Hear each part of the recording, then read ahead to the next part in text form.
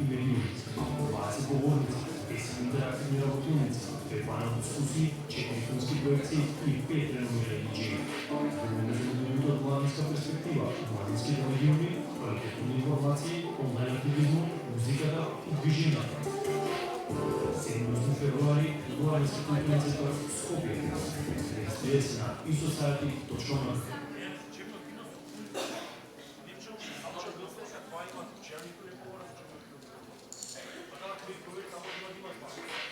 Фондацијата Metamorphosis и Младински образовен форум ја најавува 9-та конференција Е-општество, млади и медиуми. 20 говорници, 10 интерактивни работилници, 2 панел дискусии, 4 филмски проекции и 5 реномирани диджеи. Говориме за медиумите од младинска перспектива, младинските медиуми, квалитетни информации, онлайн активизмот, музиката и движењата. 7 февруари, Младински културен центар Скопје. Регистрирате се на isociety.org.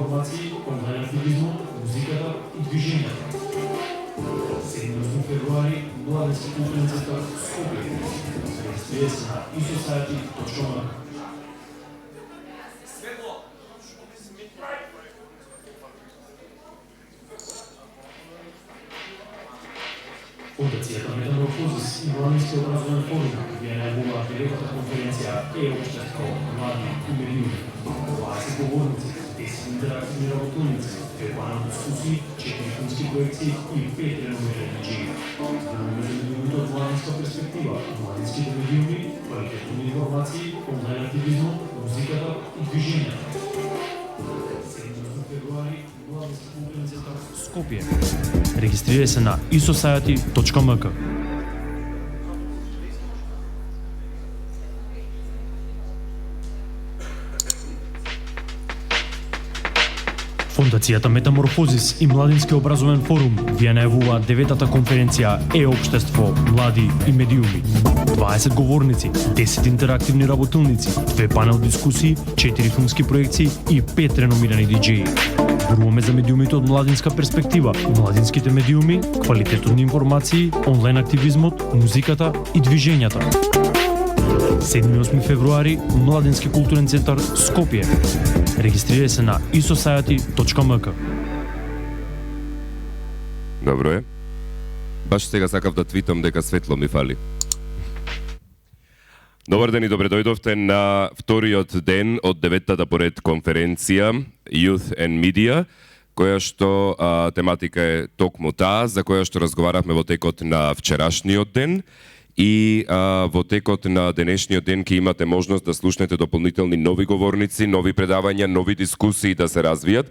Искрено, кога разговаравме со организаторите вчера по завршувањето на првиот ден од конференцијата, бевме премногу изненадени по однос на фактот дека имаше многу прашања во однос на сите предавања и се надевам дека така и ќе продолжиме.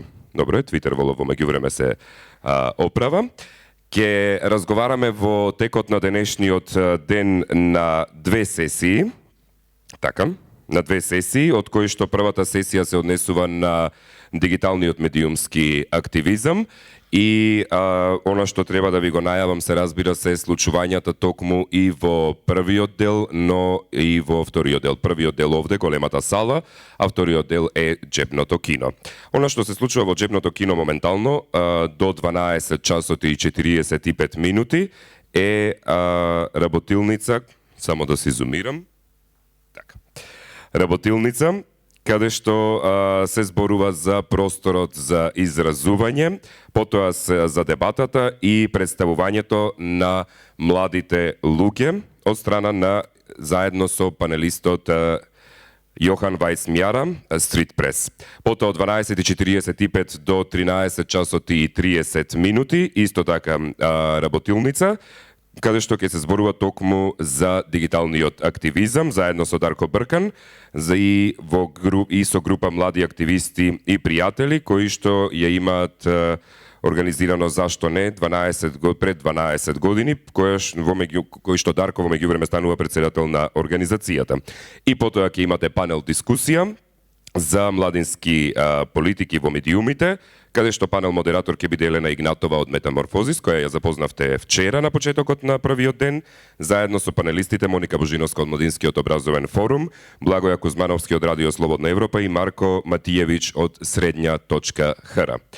Она што се случува овде, во големата сала, значи 20 говорници, 2 панел дискусии, 10 медиумски работилници и 5 диџеи. Подсетување, само за она што ви го кажав и вчера, денеска да ве подсетам, за сите оние кои што сте регистрирани токму на оваа конференција, билетите ќе може да ги подигнете за време на ручекот, кој што е од 14 часот, ми се чини според агендата, но ќе ве подсетам за тоа сигурно во текот на првава сесија и ќе може да ги подигнете на пултот за регистрација заедно со регистрациите кои што ги имате со вас. А сега, за почеток на денешниот ден, го имаме говорникот Еркан Сака од Истанбул Билги универзитетот, односно како младите да ги употребуваат новите медиуми по однос на случувањата, не су веќе скорешни, но сепак ги сметаме како скорешни од поновата историја во Гези паркот за време на протестите во Истанбул, Турција. Еркан Сака е асистент професор на Училиштето за комуникации на Истанбул универзитетот. Тој предава за нови медиуми, култура на нови медиуми и исто така за сајбер антропологија. Еркан Сака, please take your seat.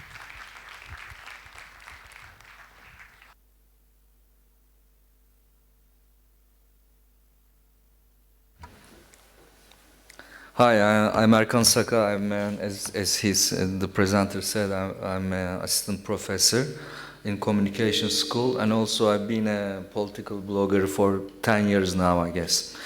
I want to really thank you for the hospitality here, and also I would like to greet my friends or comrades who will be on the streets again this evening because of the new internet law that's voted in the parliament, which will really drastically limit our usage. That won't be probably as big as Gezi protests, but there will still be many protesters this evening all over Turkey. First of all, maybe just there is this short video of to warm things up from the Occupy Gezi movement protests. We can first watch it, and then I can continue with my presentation. Can we watch it now? Oh, yeah. Квалитетни информации.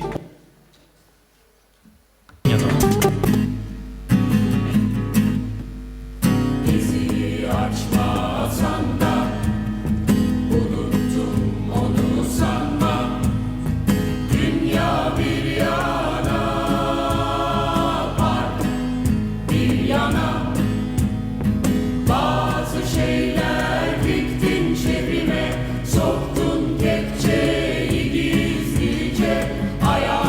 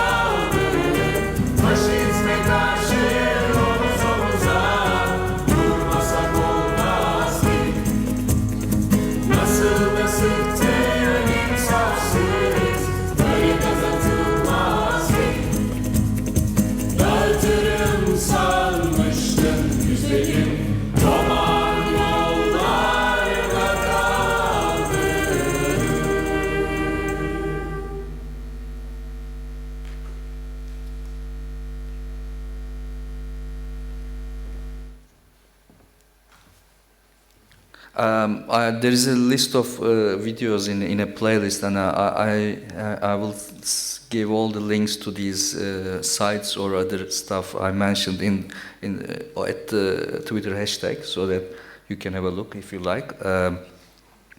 I'm really proud of being part of this whole movement, just a little bit part maybe, but still I think that was the most legitimate action I ever attended in my life.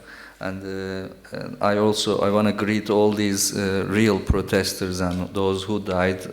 At least 7 died in these protests, and thousands were wounded. But I will mostly focus on the online tools. So maybe in the question and answer session I can talk more. The thing is, I have to say that there was nothing really extraordinarily used. The magic of using online tools was, I believe, it's the convergence culture, that we could integrate all the tools available in order to mobilize or raise consciousness. So probably what I will just talk about are all the things you know already, and Turkey is a relatively open society still. We did not really rely on more sophisticated technology to broadcast. So I want to underline that the magic was, the power was just to use in a very integrated way all the media tools. And I believe this event is a nice challenge to the arguments about selectivism, that people just sit down and do some kind of attempt to do some kind of online activism. Even that, I think, is really not bad, but there were more and more challenges against these online activism labeled as selectivism mostly. And this event showed that online and offline tactics can be very productively integrated, and those who were active online were also active on the streets, maybe at different levels, but that's the good of it. I mean, you cannot expect everyone acting in the same way, acting at equal amount, but all people contributed in their own capacities. I'm not a very good presentation person, so what you will see is just some topics, not really a nice one. Here is, what I am. Okay. Well, at one point I presented a paper, did a presentation on new media. There were just 5 slides, only titles, and in front of me were sitting the Vice Prime Minister and also, this is better, some other bureaucrats. So we were having these seminars or talk for citizen journalism for at least 4 or 5 years, at least, especially in the last 2 years, and even some of my communication professors were sort of hesitant to accept that there can be really citizen journalism. This is a turning point in Turkey, at least. That there was real citizen journalism, substantive citizen journalism. So we have to underline that. And I would also add that, again, in my lectures all the time I was talking about collective intelligence. A concept first appeared in more computer science circles, then French philosopher Pierre Levy used it, then Henry Jenkins popularized it in new media circles, and I rely on my understanding of collective intelligence, mostly Henry Jenkins. This was again a sort of an abstract concept, but here we saw that this integration could only be possible, all new media-based tools, with the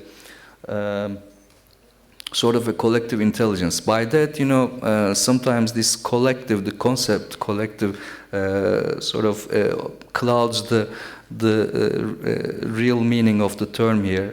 That's exactly that everyone can contribute to in their own capacities, and with a critical mass, you can think of something that a smaller group cannot imagine. you know, I would never imagine that, for instance, pouring oil on the streets, on a hilly street, so that police cars couldn't come up because, you know, it was slippery and stuff like that, or kind of barricades. You know, it's not. I cannot really think of how to make a barricade, but there were several barricades. In fact, why I'm telling this is this: there was this microblog about architecture of Occupy Gezi movement. You know, some architects were working on just outlining, you know, the architectural use of architectural drafts of barricades or tents or movements, stuff like that. So there was really this collective intelligence working. Humor is, well, I think there is a level of humor in general, I mean, among Turks, but I wouldn't, again, imagine such a critical and substantive humorous use in political action. And in fact, I've been hearing that even the weekly magazines, you know, these cartoons and other humor-based publications are losing circulation with the increased use of internet, because ordinary citizens are creating better humorous stuff, not only in Gezi but after that. And some cartoonists are sort of now making fun that we don't know what to do now after all these humorous attempts. And there's a link of some Gezi humor, and I will send it, as I said, I will send it in the hashtag. The level of civic resistance, I was very surprised to see that.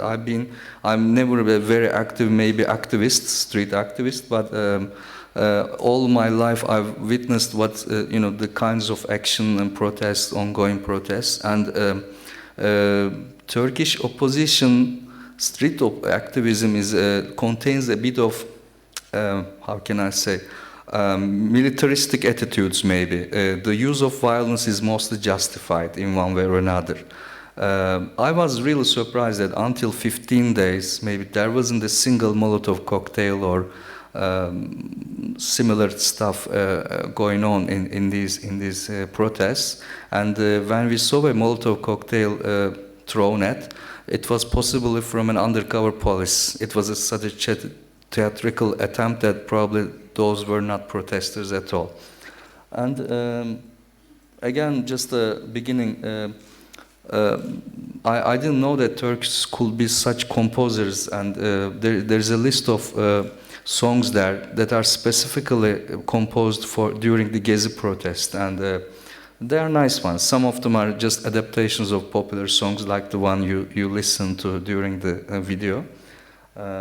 So this, as you see, the integration not only between online tools but all kinds of popular cultural stuff. This is a sort of what was that? Yeah, okay. And this is, as far as I know, this line.do is a Turkish startup about making chronologies. You can have a look at that. Maybe it will help for other kinds of chronology creation. There are, of course, many background issues, and you probably know that the internet usage itself is very high in Turkey, in social media usage in general, and internet usage. But while I was thinking about these presentations, two things came up that maybe it provided some background to Gezi events. That Internet Freedom March took place like 3 years ago, and there were similar events going on about protesting the centralized filtering system or some kind of censorship. In fact, before this law, the existing internet law helped to ban more than 40,000 sites in Turkey. So at the moment, we have already 40,000 sites banned. Not only child porn, that's the government's excuse, but any kind of obscene sites or political sites, etc. So we were doing occasionally, we were attending some protests, but at that time, it should be May 2011, in a sunny Sunday noon, I would prefer to play with my computer, but we were all out again. And initially, there were 200 to 2,000 people. But in an hour, 20,000 people attended that demonstration, and a totally decentralized organization. At that meeting, most of the people were from sort of new media circles, from Linux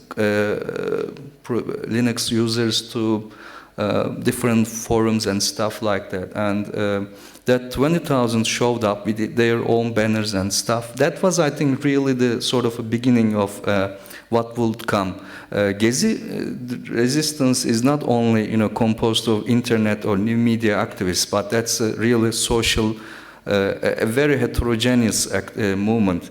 But there, I think people who are interested in new media are sort of providing a new culture here.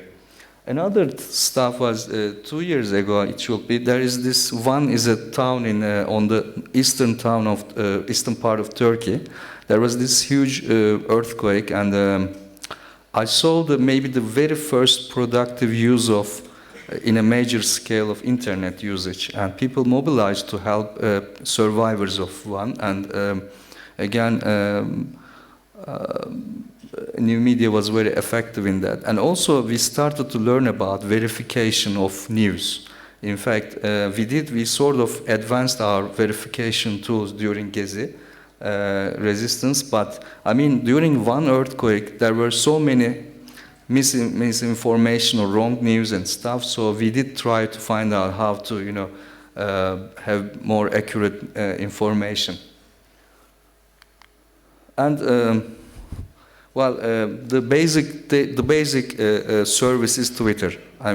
Now I'm also presenting in high schools this year for especially social media usage, and mostly teachers and parents are more in need of to use it properly. I'm not really interested in their way of proper usage, but I see that in any class I'm presenting, half of the students are high school students are active Twitter users. That's sort of surprising for me. I thought Facebook was used more. Yes, they have Facebook accounts, but they are leaving it very fast.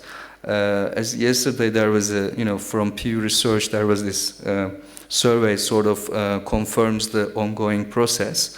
And I think in our high school kids' case, the main reason they are leaving or they are not using as much Facebook is that parents are there now. And parents are sort of surveilling what goes on. So for the moment, Turkish parents haven't found Twitter usage yet. So for the moment, all younger people are in Twitter. And of course, there are many ways of using Twitter, and you probably see frequently that in worldwide trending topics, Turkish words are always come up. The Turks figured out that's a nice thing. Sometimes it's not that nice, and it's better not to translate those trending topics. But still, so there is this increasing usage. And during Gezi, these numbers are not definite and not really scientific. In fact, this is a number from police accounts, but like I was talking to a social media monitoring agency owner, and he was like a year ago saying they are archiving more than 11 million active Twitter accounts in Turkish. But his activeness means like tweeting in the last month or something, but in a more substantial case, at least this gives an idea that this huge increase.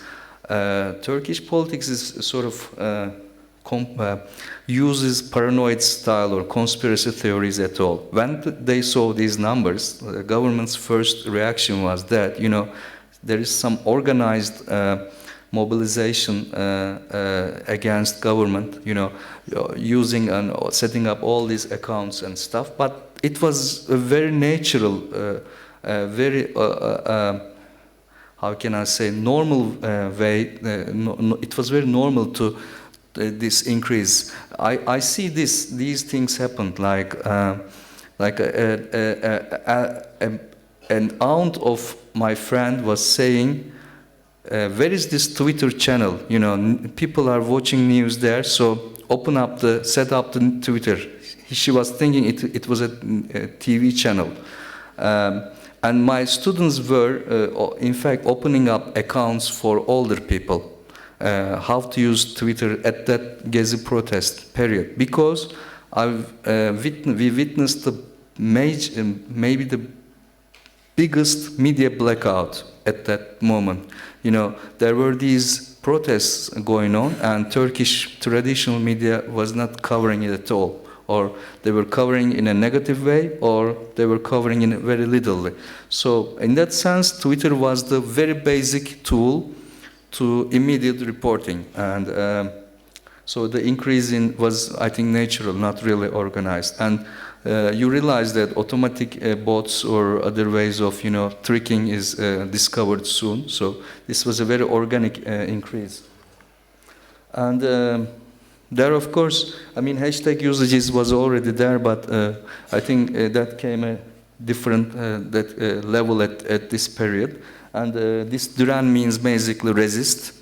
And so that was the major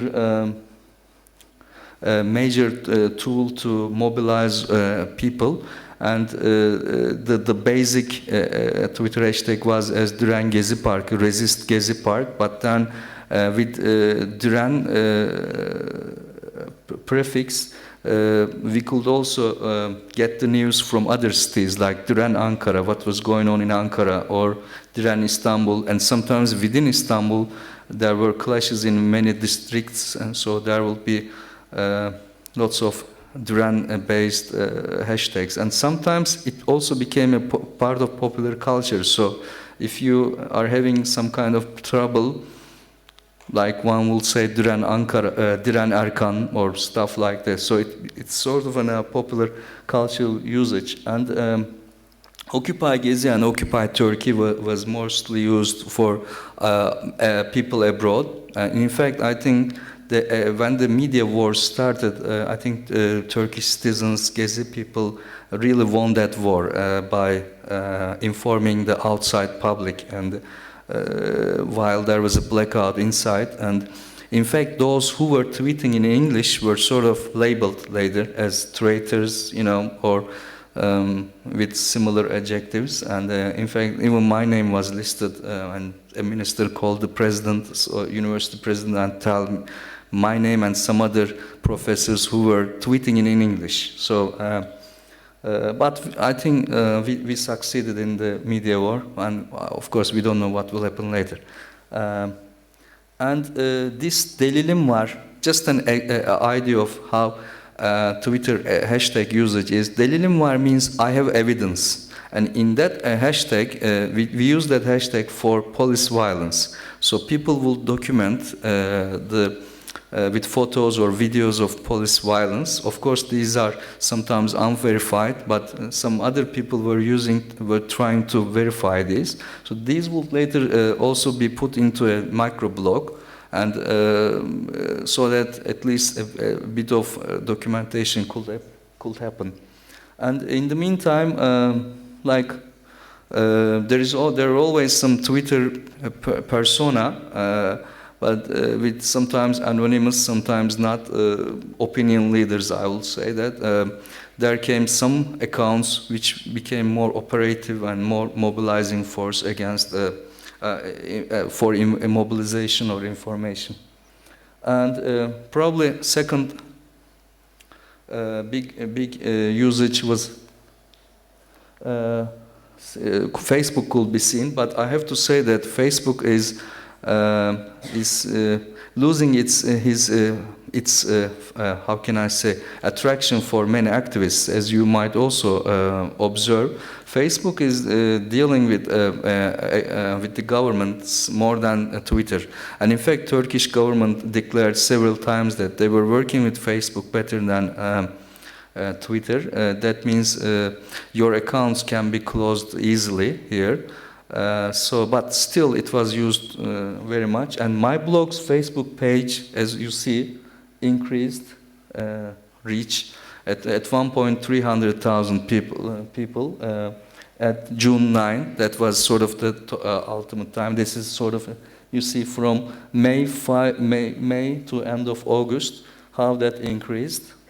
And again, this May 26 is the beginning of the Gezi protests, and as you see, it goes up, and and otherwise in normal times, you see the traffic is not that high.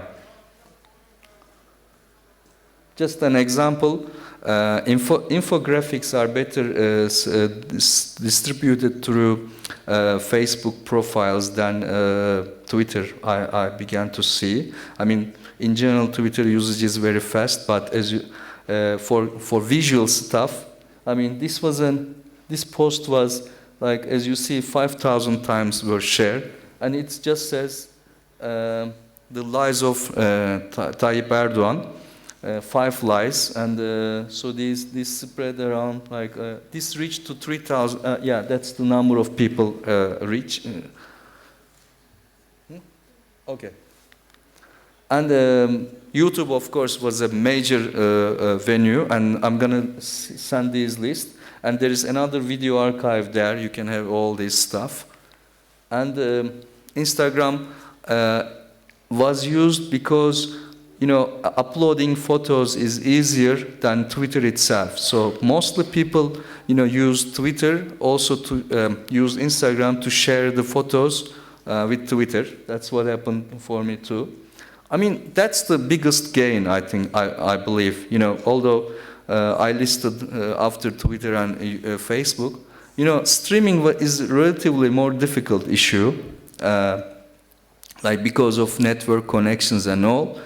But during this time, as like especially Ustream was used in a huge amount, and citizens, ordinary people, will just start using their cell phones to stream from the protests themselves, because at some points there were no streaming apart from these, and the media channels preferred, you know, traditional media channels did not preferred not to use it. So I mean, and I never used such a wide circulation of streaming at that time. So this is a big gain. Before this is a very local website. In fact, that's the maybe the thing you may not know. And Ekşi is a sort of an interactive forum and wiki, merging of forums and wiki style writing. Ekşi Sözlük means Sour Dictionary, and there are more than 40,000 contributors to this local website. This was not for immediate reporting, but for verification or for summing up stuff, and for also, as he said, for the social media mastery. This was very effective, and there are many sites like that. So this should be sort of, and so it gets always anger from the government circles or opposition. And a month ago, 50 authors of Ekşi Sözlük were summoned up for writing blasphemous stuff and all. So this should be also thought of, all the mastery behind social media.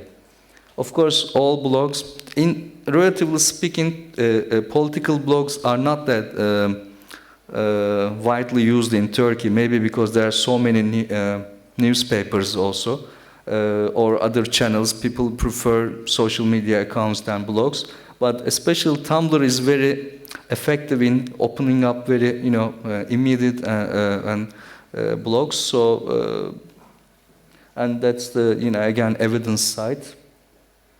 I just wanted to show my own blog, how it rised again, the traffics during June. And microsites also should be added. That you see, these are short term, and sometimes you will not find all these sites now. But for the moment, against the fast flow of social media reporting, some sites are opened up just to brief people or inform for longer terms, and I will also send these links. This was more interesting case. It wasn't used that much, I mean, using online mapping is a bit more difficult. So, but probably in the future we will use these more. And what were they used for? For instance, it was used for police moves. You know, where the police forces are. Exactly, and that it worked very well, efficiently in the very beginning. But then there is also the danger of, you know, like police will realize that and then will act back and stuff like that. So we have to think about that, how to elaborate it. And Anonymous and some other more digital active circles send us some VPN and accounts like that. But for the moment, we did not use this much. The only problem to access was sort of jammers within the Taksim Park, and also because of the crowdedness, online cell phone services could not provide enough access. But probably in future we have to definitely think about what to do, because there will be internet throttling or some access restriction with the new law, but also government is preparing against online activism. So for the moment we were okay, but in future I think people are planning some more in-depth, sophisticated ways to circumvent restrictions. Yes, I don't forget to thank you and for the listening, and maybe I can answer some more detailed questions in future. I don't know.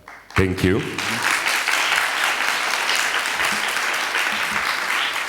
Verujem дека you can stay if someone has a question for you.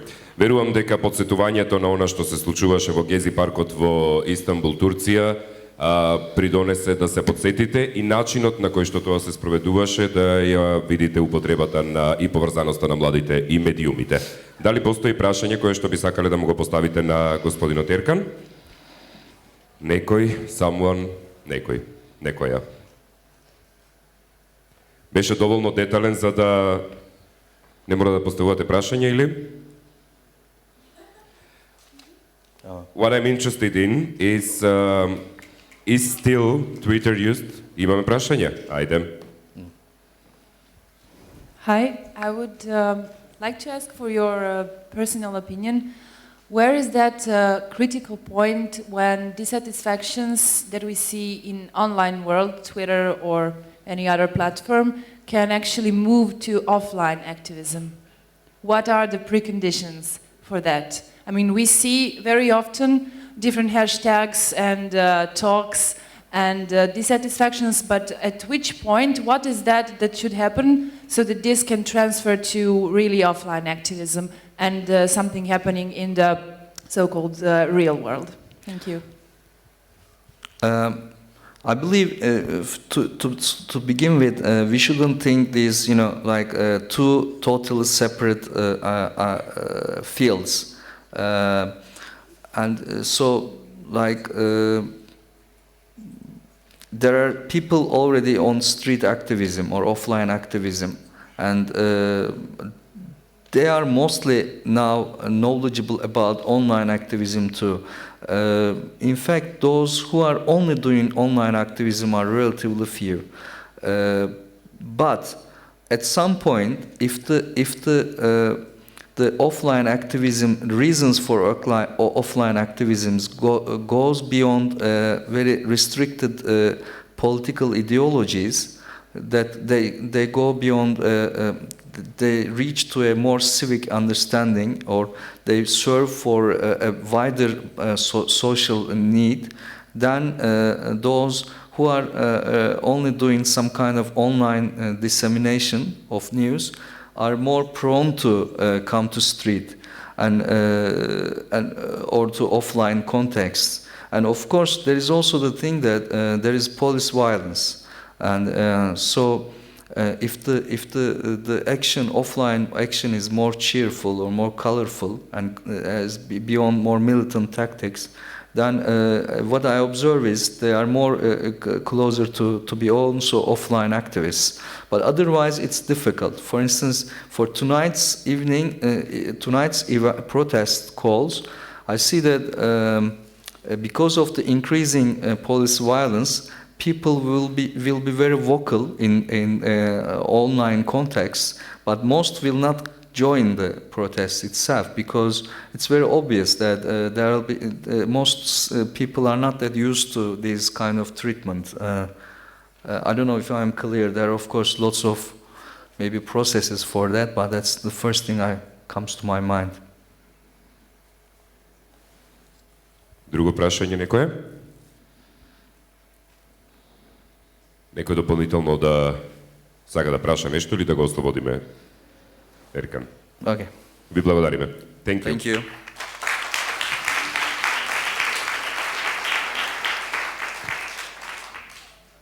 Она што следува во продолжение станува збор за гласовите кои што во суштина и не се слушнати токму на интернационалните традиционални медиуми, стандардни медиуми кои што ги познаваме. Global Voices Online, Даница Радишич, регионална корпораторка за комуникации и консултантка, писателка, блогерка, поетеса во Global Voices Централна и Југоисточна Европа. Даница, повелете, зборуваме значи во оваа сесија за дигиталниот медиумски активизам. Hello, everyone. I'm a little tired, so I may be wandering away from the microphone. Let me know if you can hear me or if you can't hear me, and this is a little too tall for me. Coffee, microphone, clicker, what do I do? All right, give me the microphone.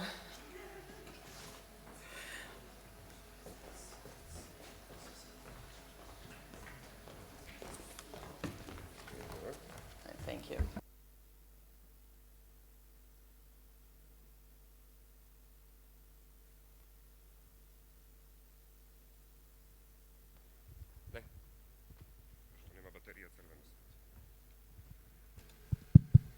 Okay, now we have a microphone.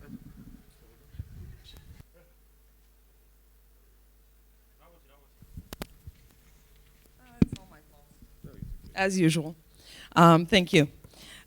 Okay, so my apologies. I left Belgrade this morning at 6 a.m. I'm a little tired, but I'm very glad to be here with you, and I am so sorry that I didn't make it yesterday. I did follow some things on the live stream, and am very happy to be a part of some very, well, in this case, seldom heard speakers that really should be heard more often.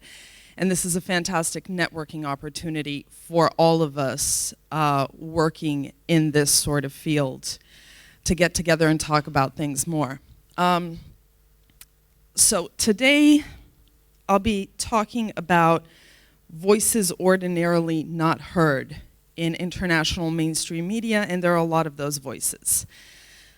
To be honest, I made this presentation a couple of weeks ago, and then late last night, I decided to change it, because a lot has happened in the past couple of days, in particular in our region, but in other regions as well.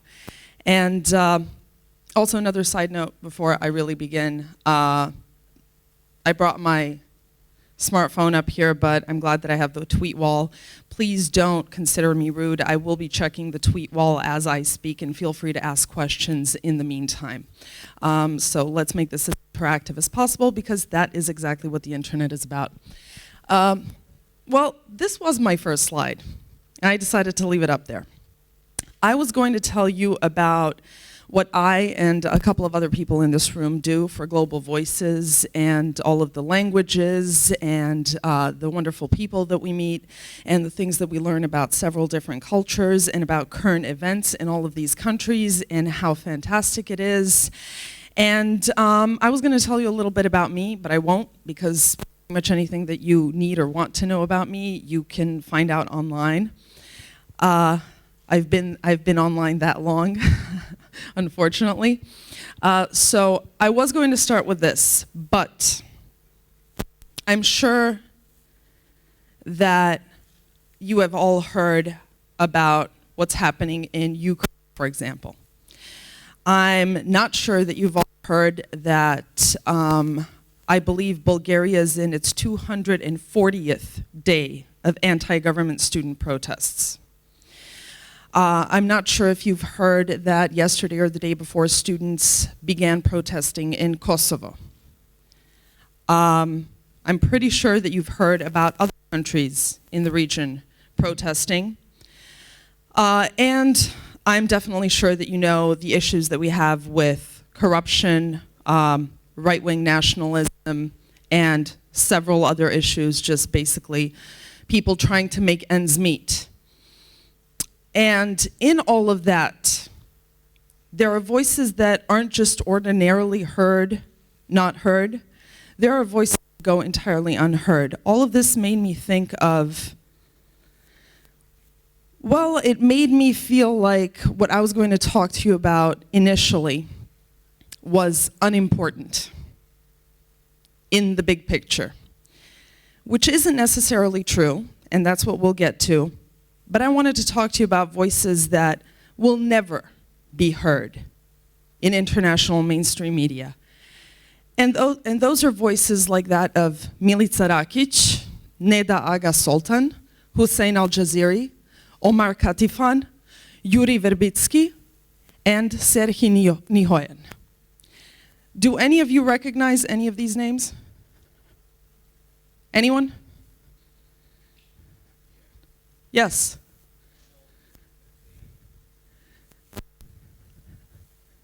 Okay, could you tell the audience anything, what these people have in common?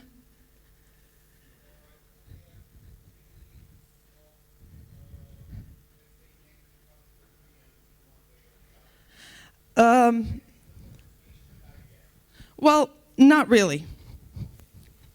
Not really. Milica Rakic, the little girl over here, was 3 years old in 1999 when NATO forces were bombing Serbia. And no, I'm not going to get into the connotations of the war and everything that you saw in mainstream media. No, let's scratch that for a minute. Forget that ever happened. What did happen is Milica got up one night, in the middle of the night, and asked her father to take her to the bathroom. And someone dropped a bomb from an airplane, and a piece of shrapnel fell through the bathroom window and killed her. The young woman up there is Neda. I'm sure many of you will recognize her when I tell you what happened to her. She was 26 years old when she was killed by a sniper in 2009 during the protests, the Green Movement protests against the Iran election that year. This young man up here is Omar Katifan, a 14-year-old citizen journalist who was killed in Syria. The young man below is 16, or was 16, because he is no longer with us. His name was Hussein Al-Jaziri. He was participating in protests in his country. These are the people that you never hear about. There are stories about them online. There is a full Wikipedia entry about Neda. And I suggest, with all due respect to the Nelson Mandelas and the several leaders and the spiritual leaders and the liberal popes of the world, I suggest we start paying attention to people like this.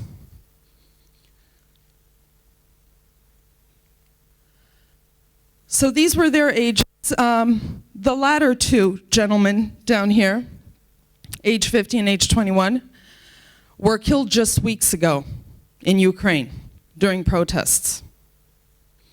The older gentleman, aged 50, was helping during the protests to bring what the protesters needed, and said he was simply participating in peaceful protests and was taken down by a sniper.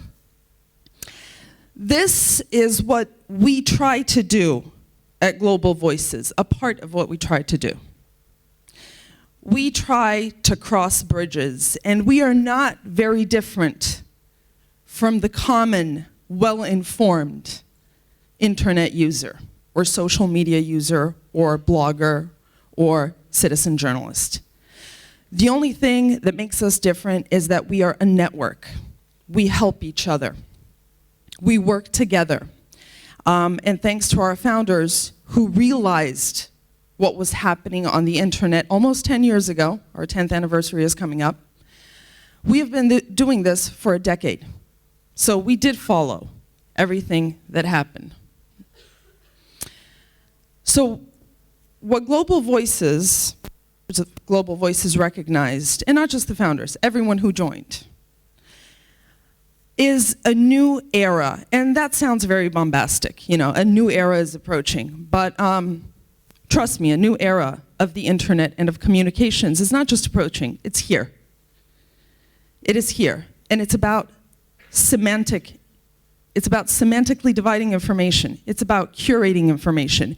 And it is very, very much about explaining context. Now, how does that relate to not just internet users, but to communications and journalism? Here's what Global Voices is. These are just the very basics. We have over 700 citizen journalists and bloggers worldwide. Many of them are professionals in media and journalism. Many of them are not. They all do the same job. They are all volunteers, Global Voices. We have over 600 Lingua translators. Lingua is one of the many Global Voices projects, one of the first to be started, where we have 600 translator volunteers translating into their own language, and also often adding to the context in relation to their culture and the language that they are translating into, so that our very wide global audience can understand, not just in their language, but in their context, in the context of their culture, what it is that we're talking about, what it is that people are talking about, and what it is that's happening around the world. We are currently covering over 60 countries in over 35 languages. I'd just like to add, and I have huge, enormous respect for Reuters, which is why I'm adding this. Reuters translates into 29 languages. We've got over 35. And we do collaborate with Reuters as well as other media. What we tend to say and how we tend to explain it is we listen to the world and we amplify. We bring light to what we feel is important. And when I say we, I mean we as individuals. Each Global Voices author chooses whatever it is that they follow and whatever it is that they want to shed light on. Often the editors will ask for more information on something. Often the editors will follow something in different countries themselves. And we try to talk about it and explain it to the world. Now, this has been changing media massively.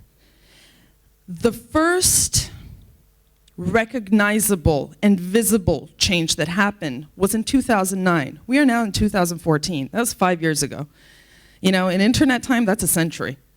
We're late. This is the first piece of news that a very large mainstream media house transmitted in their program from Twitter, or rather from a social network. Now, it's a specific case, and I'll tell you why they did it.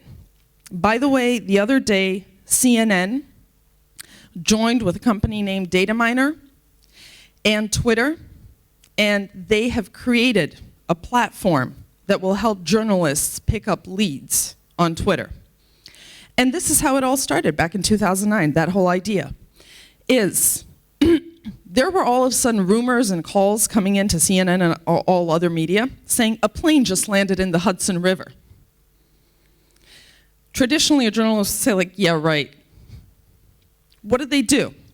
They went to the internet. While they sent their team of journalists with the camera and everything out there, and by the way, it took them about 25 to 35 minutes to get a team out there. Again, that's a very long time. That's a year and a half in internet time. What they did is they searched. And what made this different?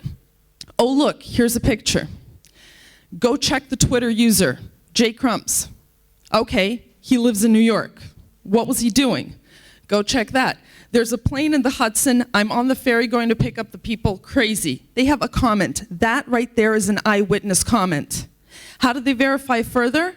Every tweet has a timestamp. Every TwitPic has a timestamp and ways to verify whether or not it's the real deal. They contacted J. Crumbs and said, could you please send us the original of the photo? He sent it. They checked the properties. The photo was an original. The photo itself also has a timestamp when you take it with your device. And they said, this is the real deal. And CNN said, you know what?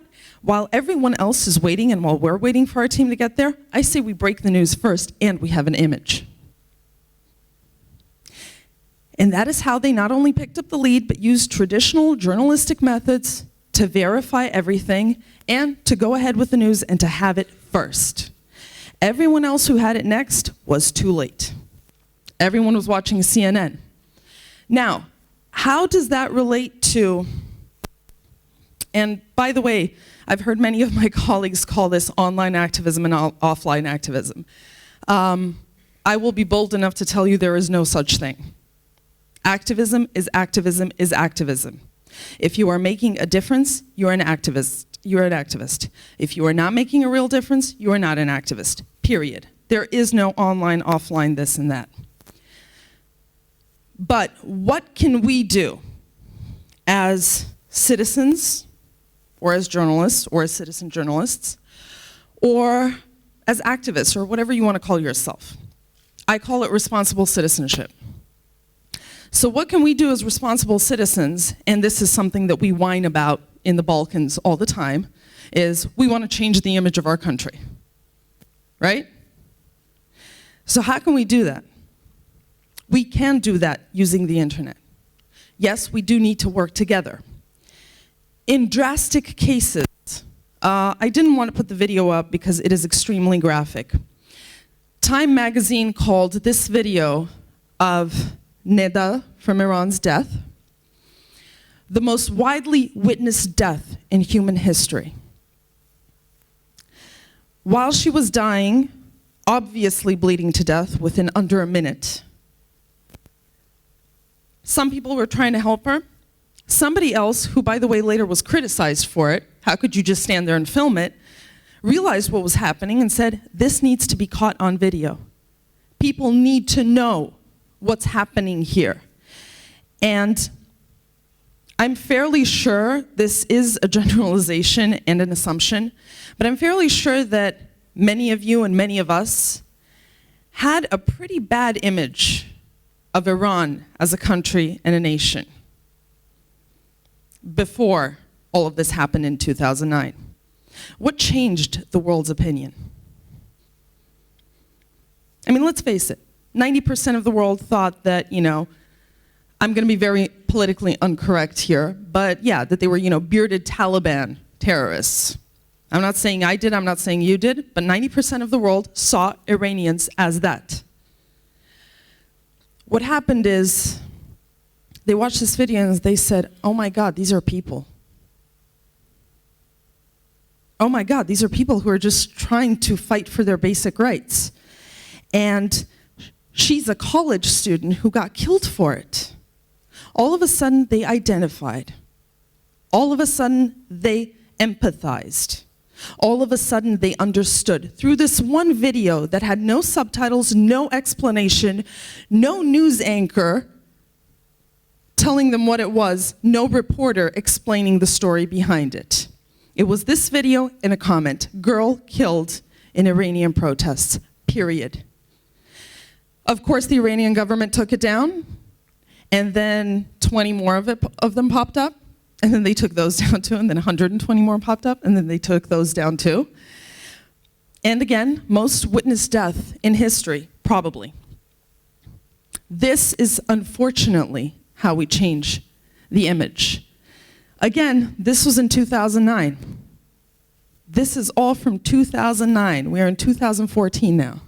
And what are we doing about it as citizens and as countries in the Balkans that do need image changing? and fast. The Iran movement, and there are millions of pictures that I could put in here, but I would like you to search for them and see what's going on there now. Because the Iran movement, the Iranian Green movement is still happening. Its 3 leaders are under house arrest. The other day, they marked 1,000 days of house arrest. This is still happening. Feel free to look it up on Global Voices. We are still following and reporting on it. Then we have Euromaidan, and again, these are just some of the protests, and just some of the injustices, and just some of the very big changes going on in the world. Euromaidan has been going on since November 2013. We were among the first to break the news. Nobody else was paying attention. To this day, international mainstream media call it pro-EU protest or anti-Russian. As of about the second week of the protests, and the protests are now in their 3rd month, it has had very little to do, or nothing to do with pro-EU or anti-Russian. Ukrainians are calling it taking Ukraine back. They want their country back from a corrupt government that is incompetent, that hasn't been able to do anything for them. Does that sound familiar to anyone? Yeah, I thought so. What we try to cover is the other side of it, the side that is not being shown. By the way, if you take a closer look up here, if you can see this post at the time of me getting the screen capture, got almost 800 shares on Facebook. And it was picked up by Tumblr News.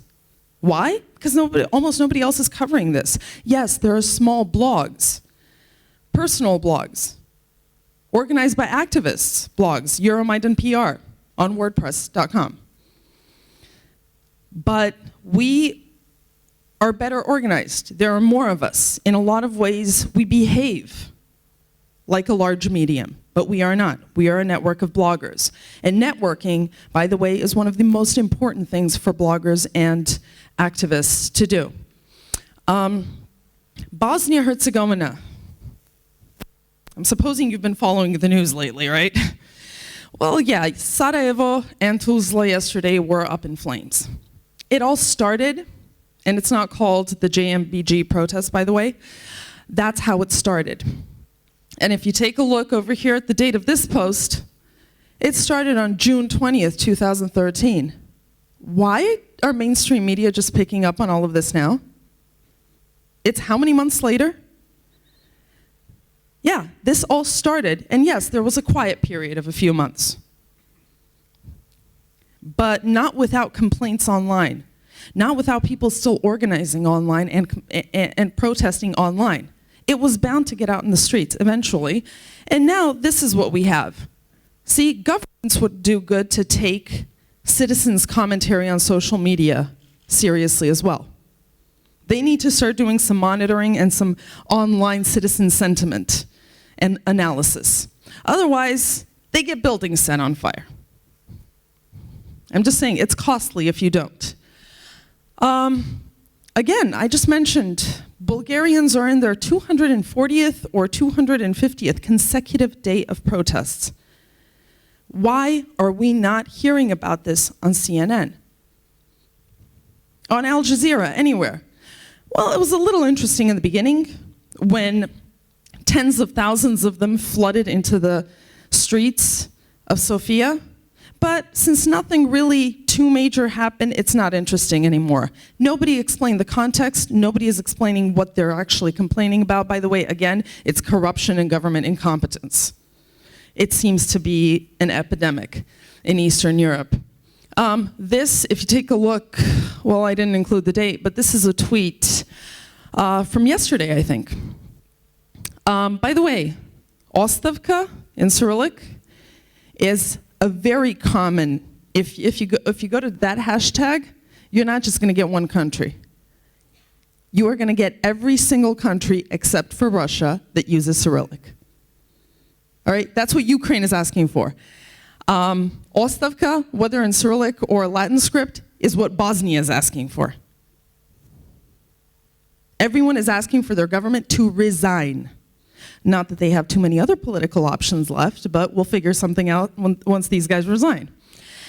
So again, this was in July. This was July 9th, 2003. That is yesterday. Still happening, still going on. The coverage begins with citizen media. So what happens next? Is it us, citizen media, against international mainstream media? Should we compete? Should we fight each other? You know, which one's better, which one's worse? Well, neither. We are all part of the same information system. And a healthy information system is first and foremost in any healthy government, whether you want to call it a democracy or anything else. I just want to introduce you to a couple, and again, we have over 700 volunteer authors, editors, etc. So I just want to introduce you to a few people, and I'm choosing Mohammed El-Gohari first, because just yesterday he decided to start putting together a database of citizen media blogs that, or rather about blogs in general, that talk about freedom of speech and threats of freedom of speech and journalism, etc., and NGOs that are in that field. So if you look him up, or if you go check out his site, which is ircpresident.com, I think. He's gonna kill me for not knowing that, but I think. But anyway, look him up, IRC President. He's IRC President on Twitter, and he wants to create a blog aggregator for hundreds or thousands of blogs on this subject, because nobody's following that, nobody's doing that. He also wants to map these blogs and the issues that they talk about. Jillian C. York is, wow. I thought I was a loudmouth until I met Jillian, and I have the utmost respect for a good, well-educated, well-versed loudmouth. So I pretty much adore her.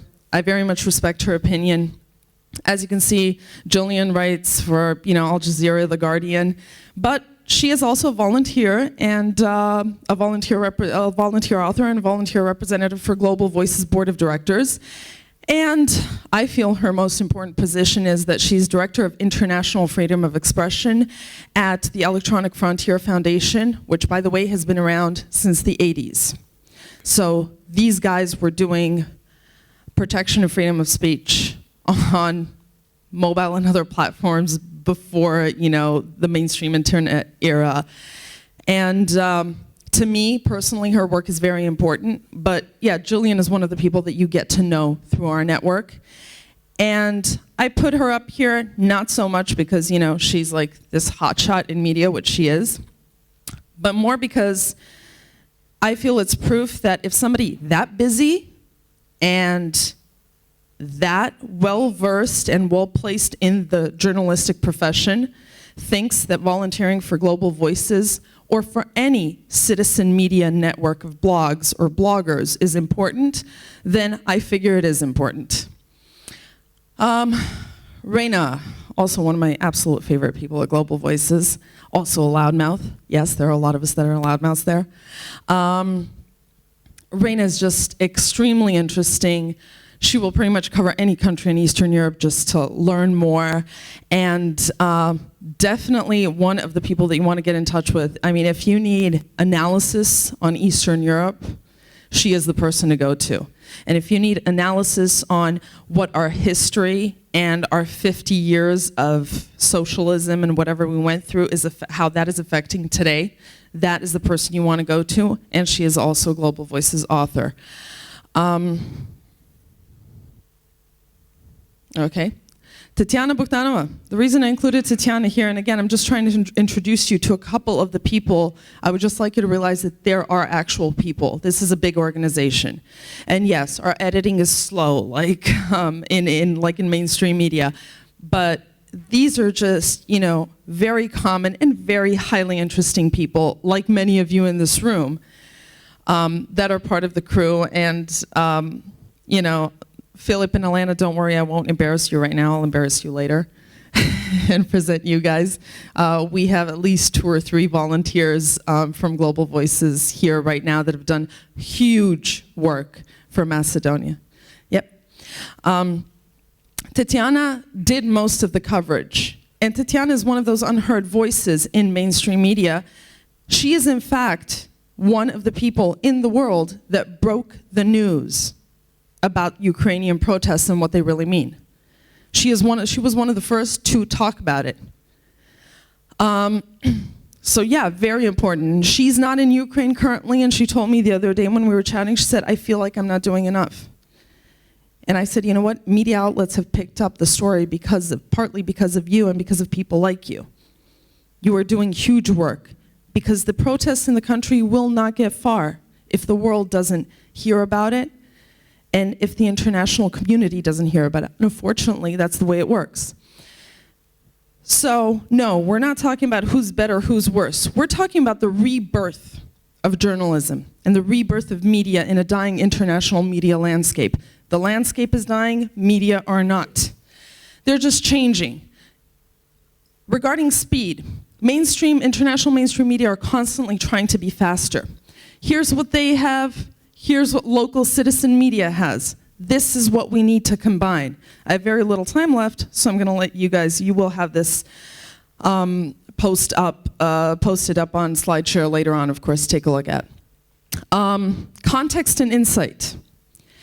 International mainstream media should be providing more of that insight. They don't. They try to compete in the speed. They try to get the news out there as fast as possible. They want to get it, they want to be the first. It is no longer about being the first. It is. And yeah, I'm back. It's about being the first to explain what is going on and how it affects several different local regions. You know, the protests in Turkey, I want to know how that affected our economy here in the Balkans. And trust me, it did. I had to go and ask an economist about it. It very much did. If you felt the economy tightening since the protests in Turkey, that's because it has, and it has affected us. No one is explaining that to us anymore. That's what the likes of the Wall Street Journal and the Financial Times used to do. They don't anymore. Audience. International mainstream media used to know their audience well. They've lost that now. Local citizen media, for some reason, keep talking to local audiences about local news, about stuff we've already heard about. They need to adapt more to an international audience in several ways.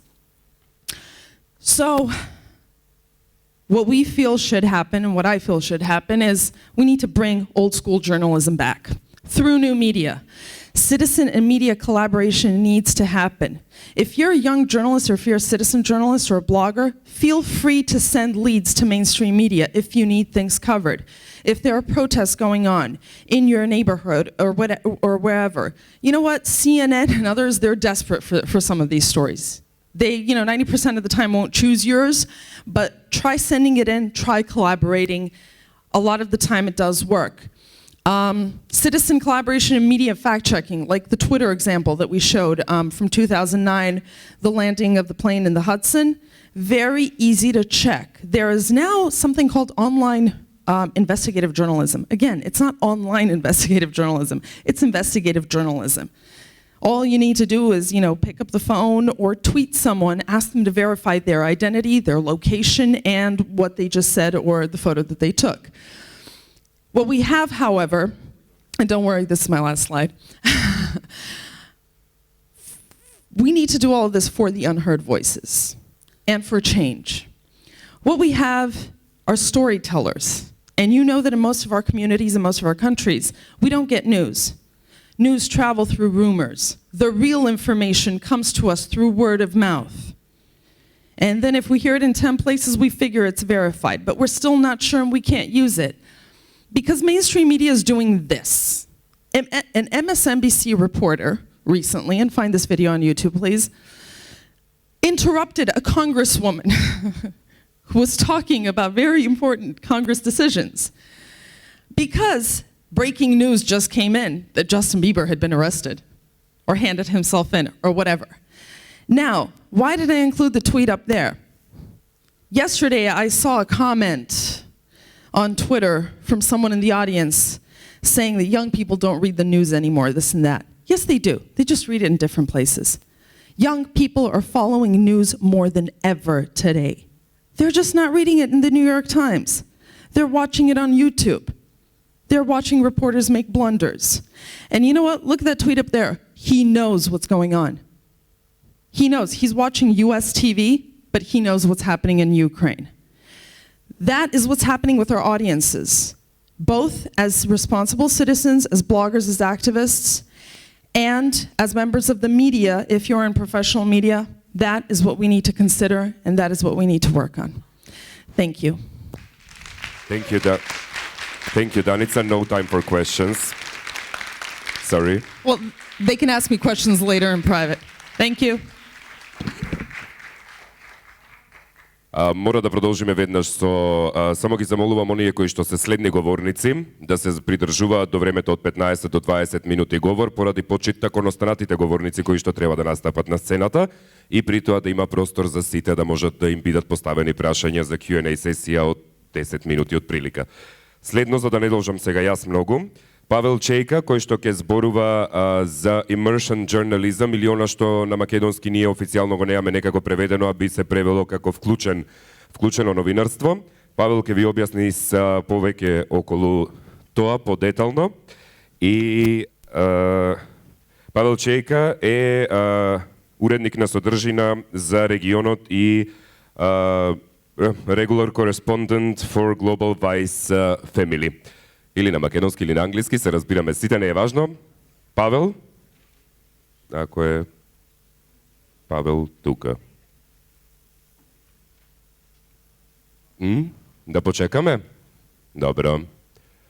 Добро, Павел Чејка, значи вклучениот журнализам и односно новинарство или она што потекнува од така нареченото гонзо новинарство. Ке ви се објасни тоа, значи во меѓувреме се случува исто така и работилницата веќе до 14 часот за дигитален активизам заедно со Дарко Бркан. Дарко Бркан од Зашто не, кој што е председател на организацијата. По однос на билетите, веќе ви кажав за забавата, за време на ручекот кој што ќе ви го објавам подоцна, ќе имате можност да си ги подигнете заедно со регистрациите. Дами и господа, Павел Чејка.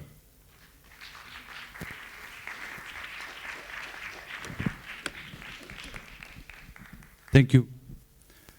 Sorry for keep waiting. I just need to check my presentation. First of all, is there anyone who knows Vice? Hands up. So few people, right? Is there anyone there who knows MTV? CNN? Okay, good. So, I'm from Vice, I'm from the Czech Republic, which is probably the smallest office that Vice has got, but we've been first in the Eastern Europe who opened Vice office, so I think that maybe this presentation might be quite relevant to you than from anyone who would come here from New York or London. So, yeah. Okay.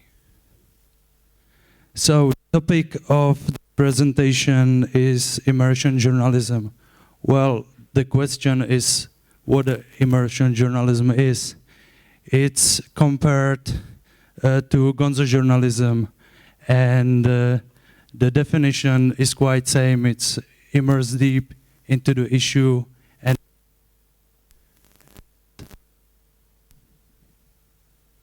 hello? Oh. It's immerse deep into the issue and reporting from a personal perspective. So you got some story, you get inside and you report what's going on. The difference is that gonzo journalism focuses on the reporter, you know, it makes the stars out from the reporter, but immersion journalism focuses more on the experience. And we advise the story is the thing that we want to tell. We don't need to show nice reporter, but the story is the thing that is worth. Let me introduce a brief history of Vice. Globally, It was launched in 1994 in Canada. Actually, it was launched in Montreal. It used to be called Voice of Montreal. Then it just shortened to Vice. And during 1998, the crew moved to New York. And since 2002, they have started globally expansion, first to UK, then Scandinavia, Germany, Japan, rest of the Europe, now China, South America, and now we are about 34 countries. In Czech Republic, we launched in 2009, and in 2011, we started with making videos. Actually, we started with a magazine, and then we quite fast turned into making videos, because this is what's the leading medium of today. And now we are the most developed video office east from Germany. Vice was quite early getting into the digital. The Vice site was launched in 1999, and since 2007 we've been working on a video stories. This was quite important for us. Can I? Yeah, yes. And the first video feature that was really successful was a full-length movie called Heavy Metal in Baghdad. And if you check for immersion journalism, for example, on Wikipedia, you can find that Heavy Metal in Baghdad is written there as a source of what immersion journalism is. Okay, can you please play the video?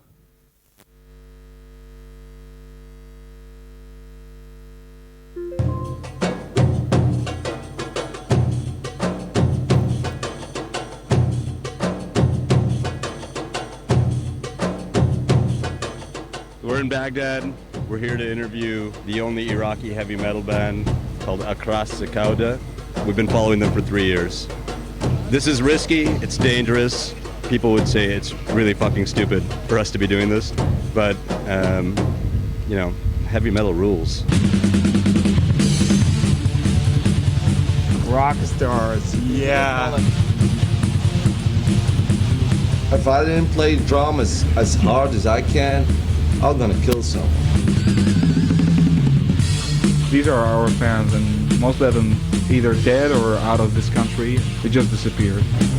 Whoa. You got the troops and you got the tourists outside, and we are stuck in the middle. The first question they asked us was, have you guys ever used guns? And then they gave us these flak jackets, and they said, be prepared to be shot at. It's so amazing that we still talking and breathing. This is what life looks like here. Death on the road, dude. We're going to the practice space right now. You got hit by a Scud missile. We had a threat, like we're gonna get you one by one. And if we go together. Yeah, metalheads forever. Okay, we talking here about a free country, right? Where's the freedom?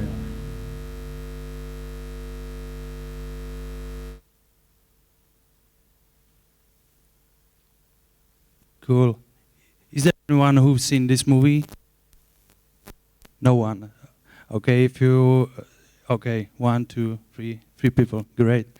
The easiest way is just go to the YouTube and search for Heavy Metal in Baghdad. Now it's online. So this was kind of first piece that made Vice quite, let's say, famous and made a good introduction in the video production. Here are some references from media. For example, the most interesting is from New Media Age. While CNN reports from Green Zone, Vice journalists lived with Iraqis in Iraq, and this is what immersion journalism is kind of about. That you need really like get into the topic, become a friend with those people you want to cover, and you need to stay with them way more longer than 10 minutes for an interview. You need to stay with them for days, sometimes for weeks. Sometimes you have to come back. Sometimes you have to come back a year later. Sometimes you have to come back 2 years later. Actually, what happened to this band that Vice was following them, and Vice is still following them because the band then emigrated to Turkey, and then Vice took them to US, and they released a record on Vice Records, and the band had quite huge support from bands like Metallica. So what stands behind emergent journalism? So I tried to figure out some points for you that might be useful for you if you decide to cover things more deeply. For example, and also maybe in a way that we've seen in the present presentation from Global Voices, which was very interesting for me. So I took an example from the story that we made last year in the Czech Republic. It's called Heroin Holiday in the Czech Republic, and I chose it just to show you that even from such a small country like Czech Republic, which is a little bit bigger than Macedonia, we can bring a story that can reach more than 1 million views on YouTube. What do you need? First of all, it's exciting story, or at least an idea like what to do, what do you want to cover. Then you need to make research. So for example, with this heroin thing, which was kind of that the junkies could take the opium out of the regular poppies that are planted for food and pharmacy industry. So we had to make the research like about the opium, about war on drugs, which is quite big topic in the United States. Also about using poppy in food industry, etc., etc. It was dozens of hours of researching. Then you also need a local fixer, like someone from the group you want to cover. So in this case, we need to find a guy who was going in the fields and collecting opium out of the poppy, and we need to become his friends. Yeah, so he could trust us. Once we became friends, we could socialize into the whole group and become more trustable friends. So. And then you start to cover the story, and it took us about 2 years to cover this story and just to understand what they do, how they do it, and to understand the whole context of this topic. Like for example, if the junkies are in the field, what happens to the crime in the city? If the junkies are in the field, how do they need money, or are they happy? They say they are happy because they are in the field, so they don't have to steal to buy drugs, and suddenly they got a time to read books, to listen to music, and to socialize between themselves. And then you need a media house like that will release your story. So yeah, so once again, story, research, fixer, become a friend, get the content, media house. Well, the most I would say the most difficult thing is to find the right fixer and to socialize inside. You know, it's this is something that you need really to work on very properly. And yeah, this shows the result, and it seems that we can come up with some new story, or continue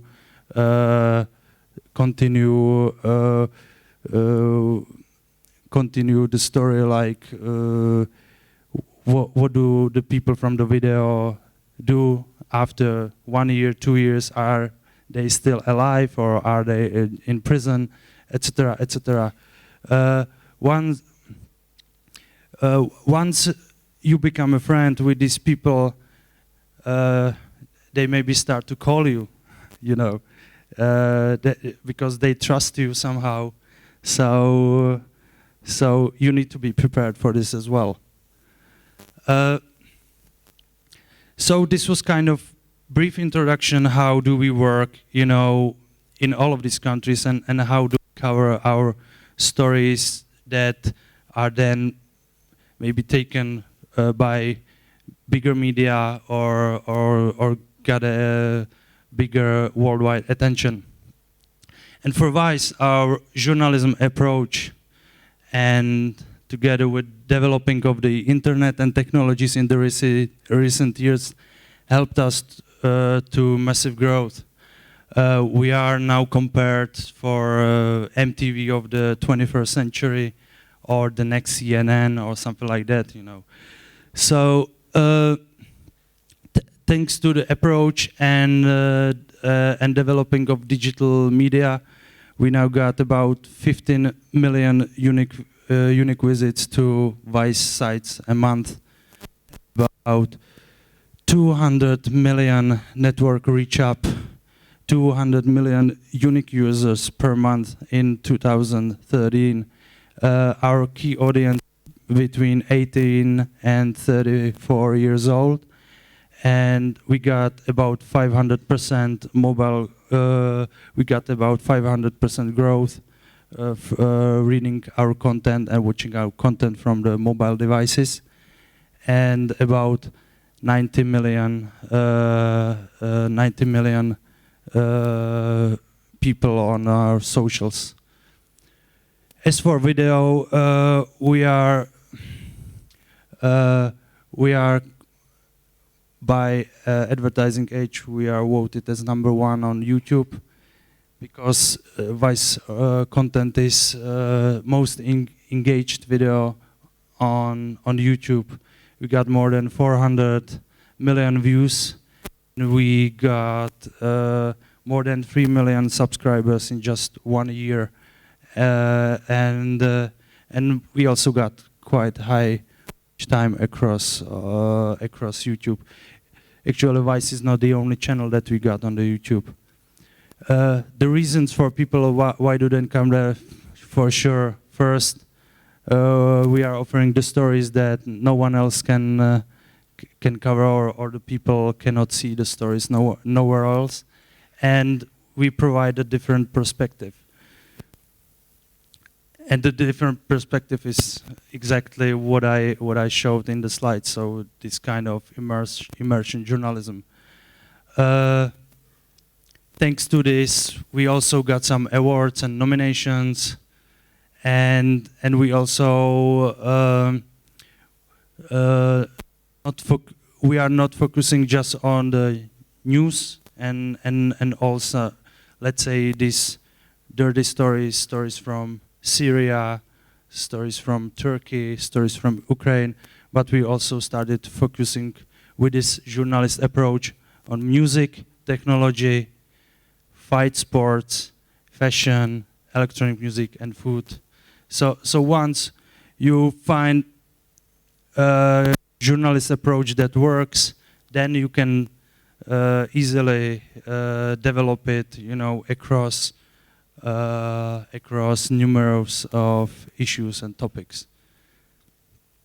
So we are now said to be the world's leading youth media company, and I would like to close this presentation with some presentation video of what Vice is today.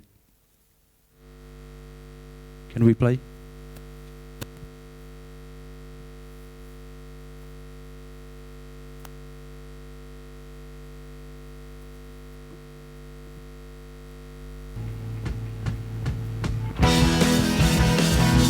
Welcome to Vice, the world's leading youth media company.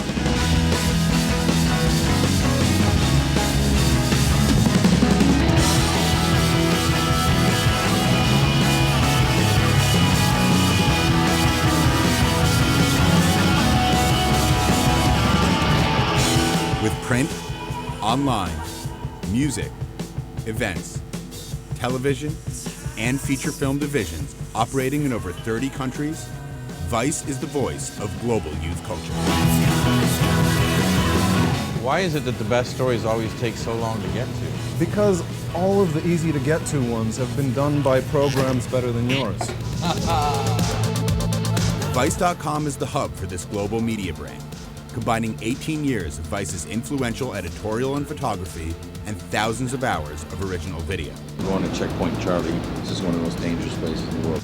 I know we're being followed by the police right now. Let's go, let's go, let's go, let's go, let's go, let's go. With global in-house production capabilities, over 3,000 contributors, and dozens of series franchises, Vice has set the standard for online video. There's simply no company that creates more original premium video for the web. And the Vice network is expanding exponentially, launching a suite of video-driven online channels in partnership with the world's leading brands. With the Creators Project, Vice has built an unprecedented worldwide arts and culture channel, exploring the intersection of art and technology. People that come to the Creators Project are ready to become really open-minded, and they look at just this moment of discovery and their minds opening up is really satisfying. Motherboard is a celebration of the culture of technology and the characters and stories that drive science and creativity forward. Our aspiration is to help humanity build its own actual network, not a virtual network, but an actual network. Noisy is a new editorial brand, capturing the energy and passion of music around the world. I'm more excited than I've ever been. With time on site averaging over 17 minutes and growth of over 200% in 2012, the Vice network deeply engages influential millennials like no one else. Further expanding this engagement is AdVice, Vice's activation division. AdVice delivers premium content and high-impact campaigns through a curated partner network at scale. With Vice, AdVice, and a multitude of new channels launching across vertical categories, Vice is the way to reach and engage with influencers, authentically and globally. Welcome to Vice, the world's leading youth media company. Okay, thank you.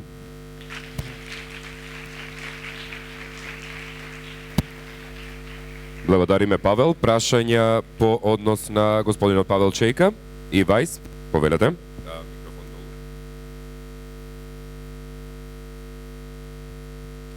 Congratulations for the great results the Vice has. I have a comment and a question. The comment is when you're, I just don't feel comfortable when people are using the word junkie because it's not a lifestyle, it's unfortunately a disease, especially when talking about heroin abuse.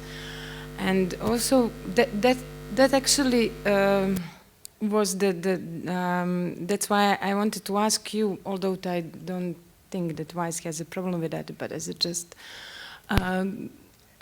your opinion, and what about the policies and ethics of protection of the sources, as you were talking about becoming a friend to the source, but how then you protect the friend from what is going to happen of being exposed to the public?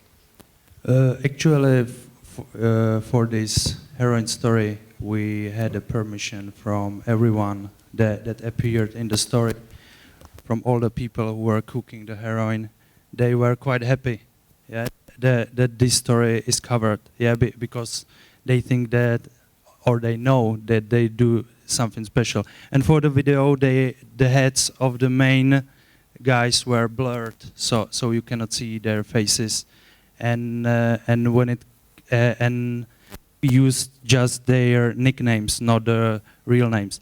But for example, for this story, it's on YouTube, it's on Global Vice channel, and through YouTube, we always activate the videos through vice.com in each and every country. But we haven't activated this video in the Czech Republic because we had kind of problems with institutions that cover, these terrain programs that cover the anti-drug, harm reduction, yeah, and they were the ones who called us, and they didn't want us to release the story, but we released it internationally, but never never made it, never made any news or PR or something like that in the Czech Republic. Actually, I spoke yesterday to some from here, from Macedonia, and we agreed that this is kind of Eastern European like mentality or something like that, that it's better not to come out with the stories like this to public. Yeah, it's even we are like 25 years living in the capitalism, 25 years since Velvet Revolution, the topics like this are not so welcomed in the society. So that was the only disaster of the whole story. Even it's got within the, let's say, Czech film documentary scene, it's got really great numbers. So we couldn't. We decided not to activate it. Други прашање некој? Горе има прашање? Хајде. Микрофонот во горниот дел само ако може. Добро. Добар сум? Добар сум. Okay, I'll ask in English. I was wondering, do you ever get contacted by the police to disclose any information about the people that you do the interviews with, specifically if those people are like offenders or drug users or etc., etc.? And if you are contacted, do you disclose any information, or are you obliged by law to disclose any such information? Actually, we included police in this in this video, but as we asked them, about how the drug scene is. What drugs are popular?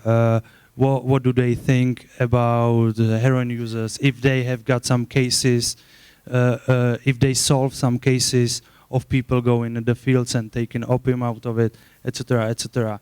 But we shoot them. We got a footage interviewing them, but we didn't use it because there were no.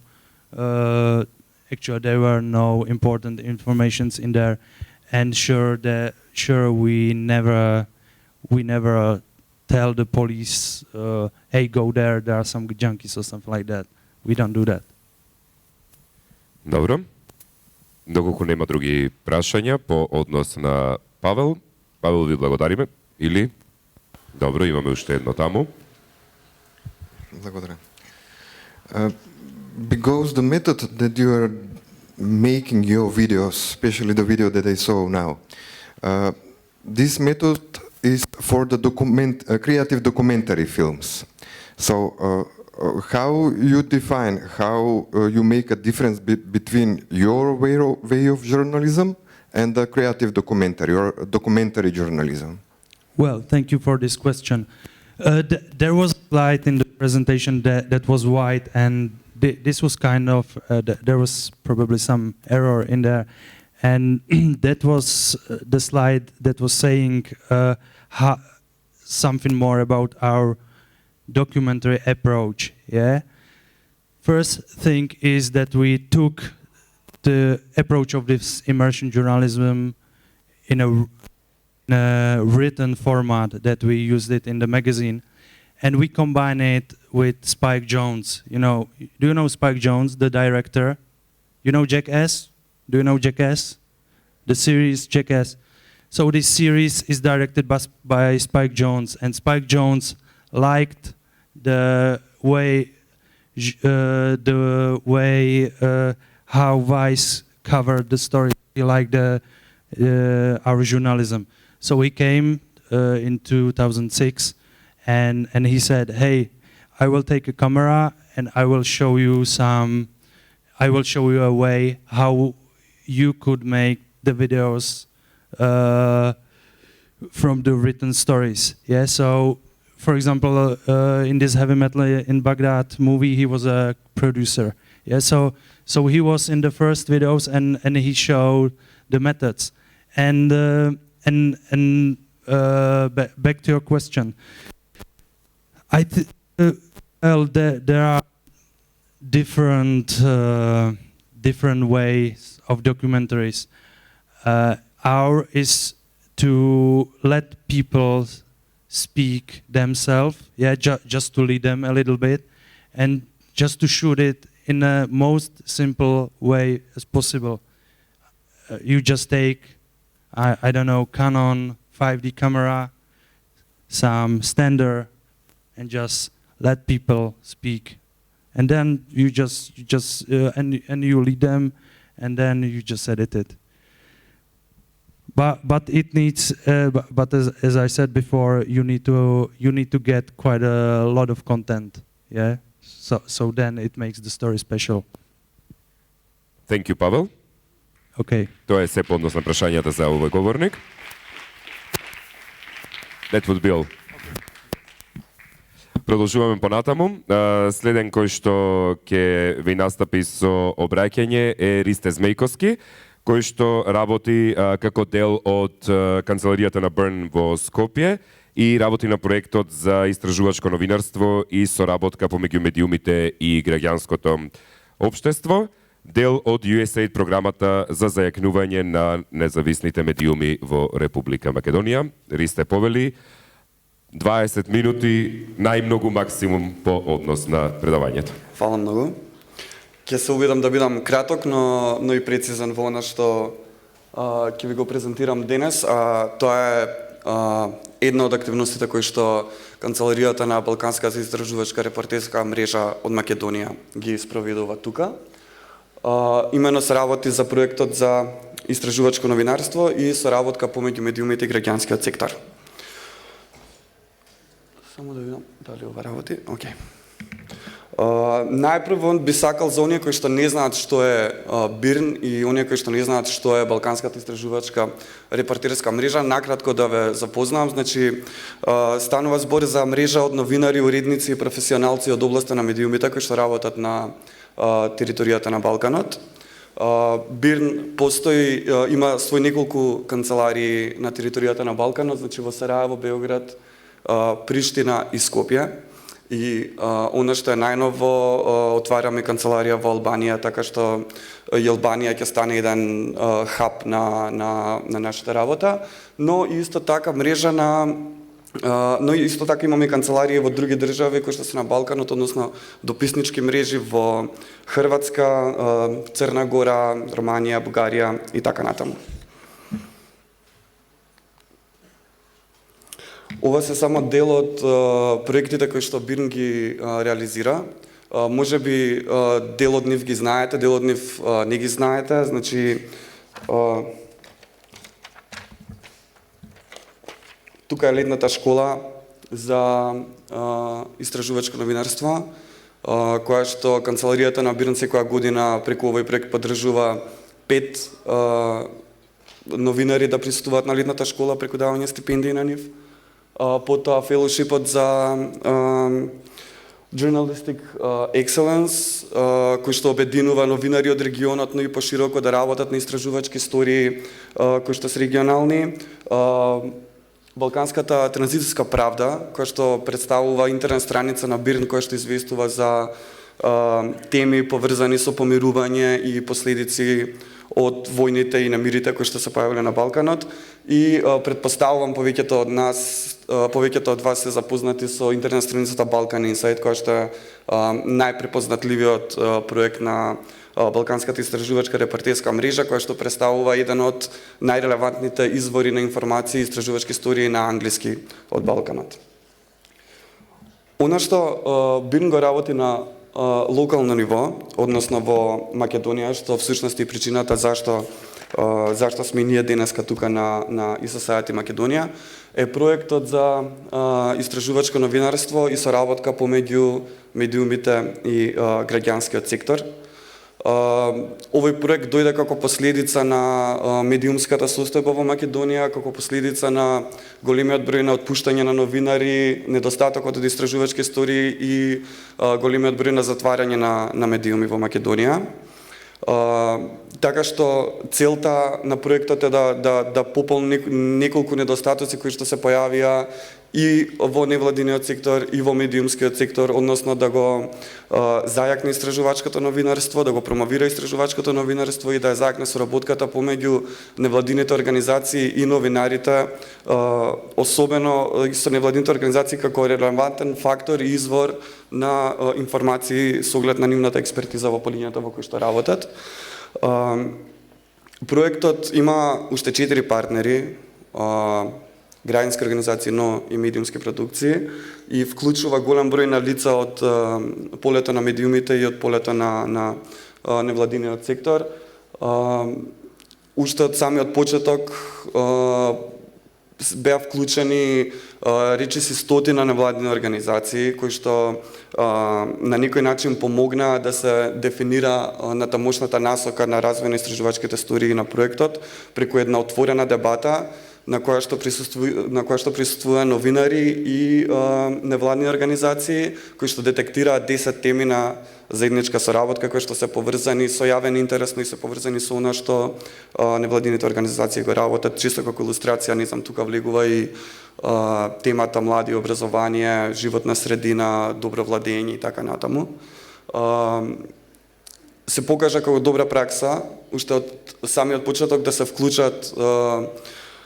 вклучат и невладините организации и новинарите и да им се понуди еден заеднички простор од кој што понатаму ќе произлезат заеднички теми на соработка, но и голем број на стории кои што недостасуваат во јавноста, кои што треба да бидат дополнително откриени, за кои што треба понатаму да се информира. Проектот предвидува мали грантови за истражувачки студии кои што се даваат на новинари. Така што јас би поканил и доколку тука има присутни новинари кои што се заинтересирани, што го затворивме третиот повик, но ќе следат уште. Предвидува минимум 50 награди за истражувачки студии кои што би се работеле во едни од овие 10 детектирани полиња во кои што силно ја поддржуваме соработката на новинарите со невладините организации. И таа пракса се покажа како добра и веќе постои на интернет страницата која што произлезе. Голем дел од истражувачките студии се изработени по претходна консултација или во соработка со релевантни експерти од невладините организации. Но исто така многу важна компонента е и јакнењето на капацитетите на новинарите. До сега неколку тренинзи беа спроведени, меѓу кои и тренингот со Џон Улман, кој што е добитник на Пулицеровата награда од областа на истражувачкото новинарство. Овие, да речам, резултати ги постигнавме преку неколку алатки кои што можеби за луѓето кои што работат во невладиниот сектор се веќе добро познати и звучат како клише, но се покажа како многу ефикасни за овој проект, затоа што, како што спомнав на на почетокот проектот им понуди една можност за широко вклучување на новинарите и на медиумите и на граѓанските организации, па од тука и успесите некако се реда едно по друго. Значи, започнавме со дебати, тематски дебати кои што произлегоа од темите кои што беа детектирани, на кои што новинарите и невладините организации го дискутираа нивното искуство, од кои што и после самите дебати произлегоа десетици надписи во медиумите. Потоа работилници кои што се направени да ја зајакнат оваа соработка, односно она што се утврди на дебатите сега веќе е преточено во конкретни алатки и програми како да се подобри соработката. И најсвежото и најблиско до темата на оваа конференција е интернет страницата која што произлезе како дел од овој проект, тоа е призма МК. Може би дел од вас чуле за оваа страница, може би не. Страницата е се уште нова, беше пуштена на 17 декември и голем дел од алатките кои што понатаму ќе бидат достапни и ќе бидат поставени во насока на подобрување на соработката меѓу НВО и новинарите, јакнење на истражувачкото новинарство, се во изработка и очекуваме да бидат пуштени наскоро. Ја би го замолил Марко само ако може да уклучи браузер и да искуца призма МК, само чисто да видите како тоа изгледа.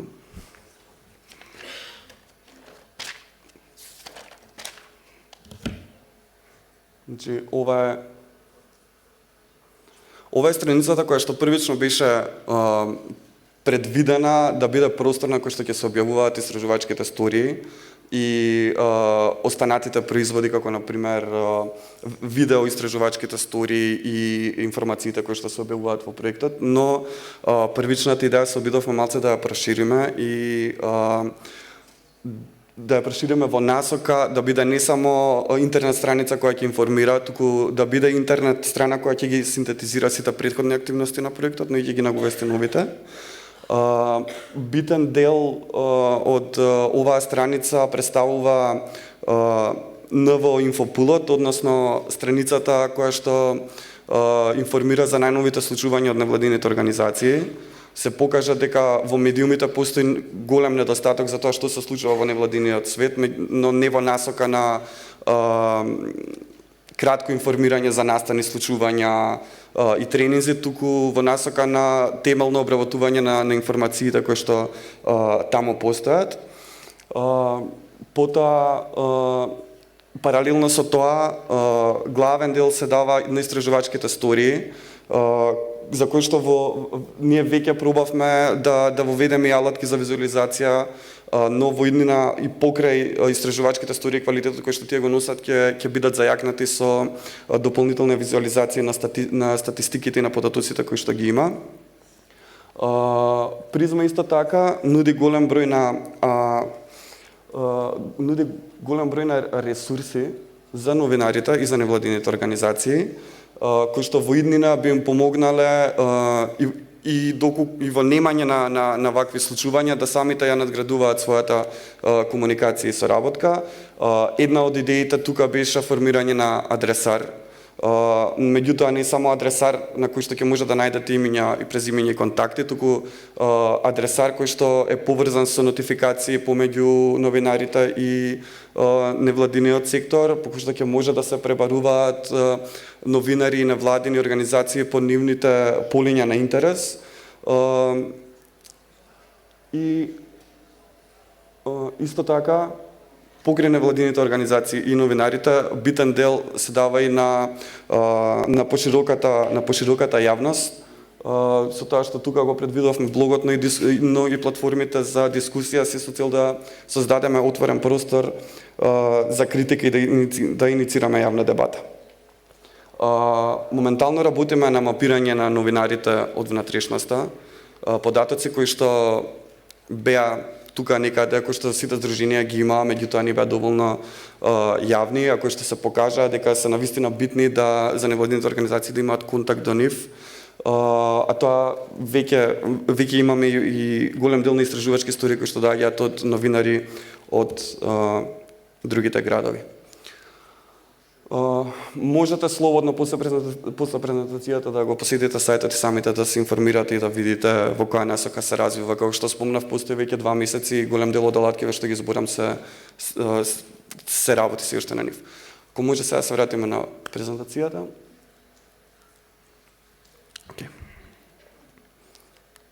Само накратко да сумирам, ова се трите столбови врз основа на кои што изградивме оваа страница: промоција на истражувачкото новинарство, информирање на пошироката јавност, јакнење на капацитетите на новинарите, медиумите и подобрување на нивната соработка преку алатките кои што ги имаме. Како што спомнав, млади и младинска политика и образование е една од темите која што за нас е битна. така што би ве повикал сите кои што сте заинтересирани да учествувате во овој сајт или пак имате некаква идеја или потреба да се промовира тоа што вие го работите, да се вклучите, затоа што Призма е замислена да биде медиум кој што ги вклучува и граѓаните по широката јавност и на кој што им е битно што граѓаните размислуваат. Ова се стандардните, да речам, алатки како вие може да учествувате и да се вклучите во оваа интернет страница. Пред да завршам, само би сакал да кажам дека вечер од 22 часот во Джемното кино се промовира, односно се прикажува уште еден наш производ, тоа е филмот Мнозинството почнува од тука. Филм кој што следи приказна на 5 млади луѓе од Балканот, кој што следи нивната поствоена или транзитска приказна, така што би сакал сега само да ви кажам фала многу и повелете вечер од 10 часот на Менорите Старски. Некакви дополнителни прашања за Ристе, кои што би ве интересирале? Там имаме прашање. Филмот е од 8. Океј, филмот е од 8. Добро, здраво. Јас сум Бојан да ве прашам дали може и млади луѓе кои не се новинари да добијат такви грантови од Бирн за да истражат некое, за да направат сторија. Моменталната програма предвидува поддршка само за новинари, меѓутоа во иднина ќе следат модификации се со цел да се овозможи подобра соработка и да може да се поддржат и вакви идеи. Добро, фала многу. Друго прашање дополнително? Горе, не гледам, долу. Не гледам долу. Некој кој што ќе сакам? Или... Добро, Ристе, да ти кажеме чао. Благодариме. Во продолжение, со оглед на тоа дека успеавме некако агендата со времето да се организираме, бидејќи преска го прекинав делот за прашања за Даница, сепак овде ќе дадеме простор, со оглед на тоа, иако Даница рече дека нема онлайн или офлайн активизам, онлайн активизмот ја врати овде за да одговара на прашања. Даница, Global Voices. Доколку имате прашања, Q&A делот. Има ли прашања некои кои што ќе сакате на Даница да ги поставите, за да не ви го земем времето? Ајде, на Твитер бевте доста гласни дека сакате прашања за Даница. Особено оние кои што се преку лайв стримот, може би ако има дополнително кое што би сакале на Твитер волот да го постават. Има ли нешто што ве интересира по однос на Global Voices?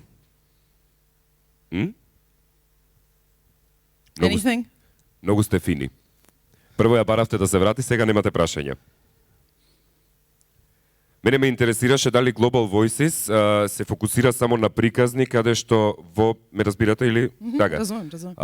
Се фокусира само на приказни кои што се комплетно на неслушнати гласови. No, we mostly focus on what people are talking about. So we mostly focus on citizen media, on social media, which is huge and has been huge for several years. And this is very easy to pick up. Unfortunately, in Eastern European countries, quite often our media landscapes are very repressed, as you know. Very politically and financially dependent on political influence. So we have the issue that a lot of very important things are not being covered by mainstream media. On the other hand, in citizen media, they're only rumors. There's no evidence. And unfortunately, fewer and fewer bloggers are actually blogging about these important things and about political matters and about economic matters. So we have a hard time covering a lot of things in Eastern and Central Europe, but we do our best and we do pick up a lot of things from citizen media. It's not just underrepresented voices. It's often about context, about explaining what is really happening versus what mainstream media usually understands it or makes it out to be. Дополнителни прашања, нешто од публика? Имаме ваму едно, повелете. Добро е, нема да се разочарам, бидејќи многу сме гласни на Твитера, вака во јавност, во живо, некако македонците се покажуваат дека не се. Повелете? What I heard from your presentation is that mostly you focus on Eastern Europe and the riots we have there. But what about the other parts of the world, let's say Southern America and Africa? And do you have a lack of informers from there, a mass of information? Do you have a lack of mass of information from there? Believe it or not, we have among the fewest number of authors from Central and Eastern Europe.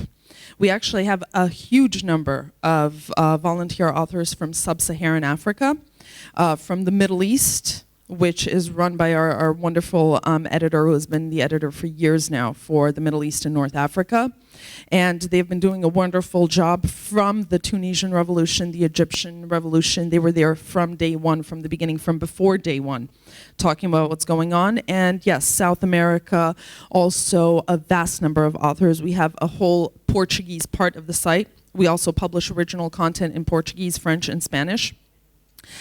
So yes, South America is also a huge field. They also have an enormous amount of corruption, which unfortunately in many South American countries, corruption and politics is tied directly to criminal. A lot of the time, drugs, etc. So cartels. So many of the bloggers and many of our volunteer authors in these countries are often in danger. Yes, because I suppose as the trends are moving forwards, that's how you post your news. And most recently here is from Eastern Europe. But what I was willing to say is that mostly in the countries in Africa are like not democratic countries, and there are governments that are not democratic, and you just cannot rely on posting news with that they are coming with trends like Ukraine riot, students riot, or government riots. Right. Again, a lot of it, some of it is reporting the news, but what we mostly do is try to explain the context and the real situation on the ground and what is happening. In Africa, it goes both ways. Yes, in a lot of African countries, it goes both ways. And actually, every 2 years, we have a biannual. It's one of the perks of being an active Global Voices author is that Global Voices takes you on a trip for a 3, 4, 5-day conference somewhere in the world. We do that every 2 years. In 2012, it was actually in Kenya, because there was a lot of focus in Africa and we all did want to get to know it better.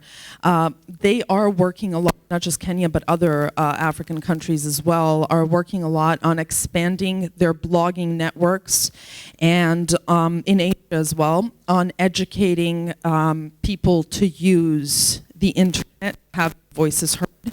And one of the most interesting things that I have seen ever is Nairobi, the capital city of Kenya. 1/3 of it is a huge ghetto. And when I mean ghetto, I mean a real ghetto, not what we know as a ghetto in Eastern Europe. Trust me, our ghettos are fancy.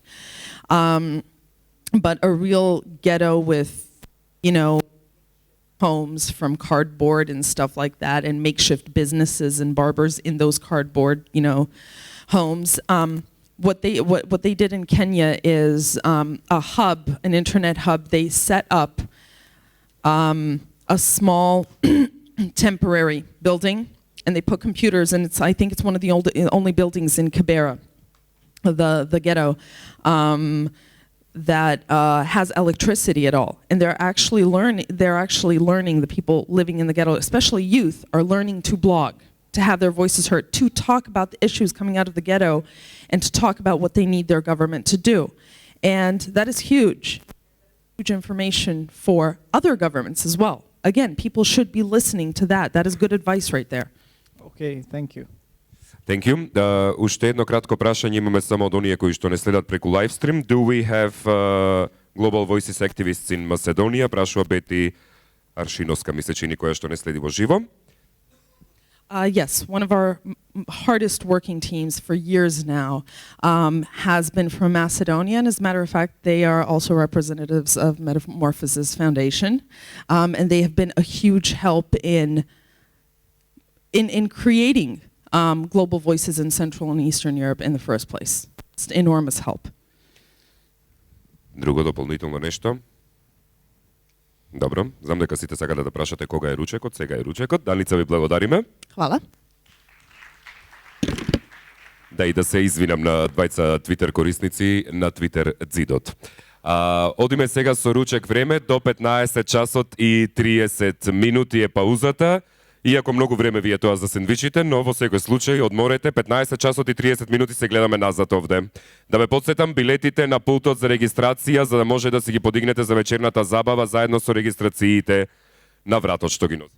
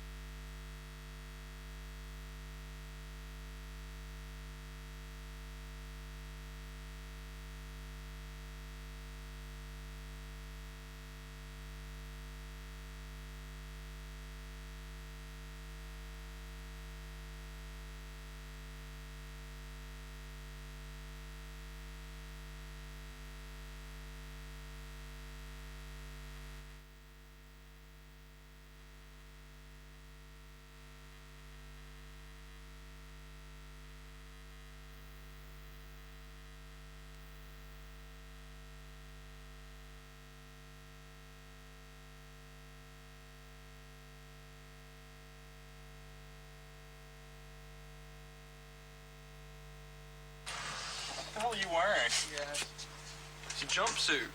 Clay, look at this guy. Looks like a rodeo clown. He looks like a little banana. Where are you from anyway, man? I'm from around here.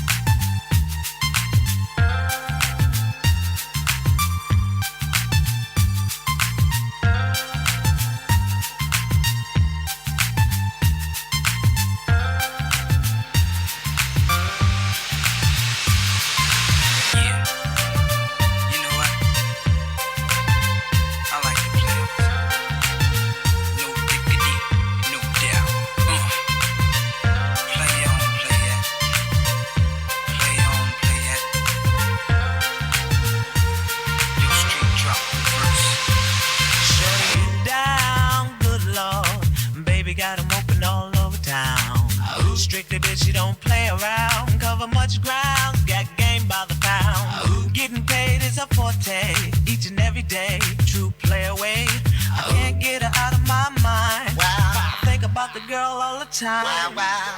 East side to the west side, pushing fat rides, it's no surprise. She got tricks in the stash, stacking up the cash. Back when it comes to the gas, by no means average. It's on when she's got to have it. Baby, you're a perfect 10. I wanna get in. Can I get down so I can win? I like the way you work it. No diggity. Got to bag it up.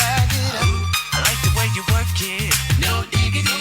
Got to bag it up. I like the way you work it. No diggity. Got to bag it up. I like the way you work it. No diggity. Got to bag it up. She's got class and style, street knowledge by the pound. Baby never act wild, very low key on the profile. Catching feelings is a no, let me tell you how it goes. Curves the word, spins the verb, lovers it curves, so freak what you heard. Rolling with the fatness, you don't even know what the half is. You got to pay to play, just for shorty bang bang to look your way. I like the way you work it, trump tight all day, every day. You're blowing my mind, maybe in time, baby I can get you in my ride. I like the way you work it. No diggity. I got to bag it up. I like the way you work it. No diggity. I got to bag it up. I like the way you work it. No diggity. I got to bag it up. I like the way you work it. No diggity. I got to bag it up.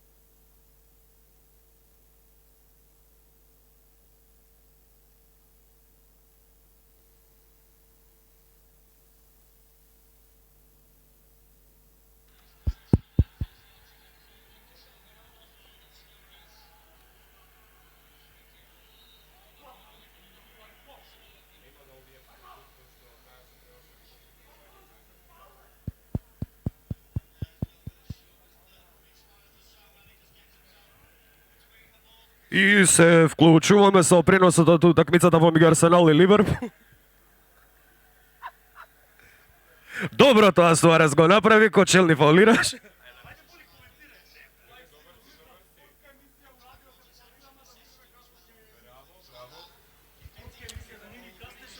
Слободен удар за Ливерпул. Одлични зведови, има гол, нема гол! За малце, Стерлинг, каква шанса за младиот англичанец кој допрва ќе гради својата кариера во англиската репрезентација. Одлично тоа го имаше, но сепак офсайд. Но да се вратиме од преварот.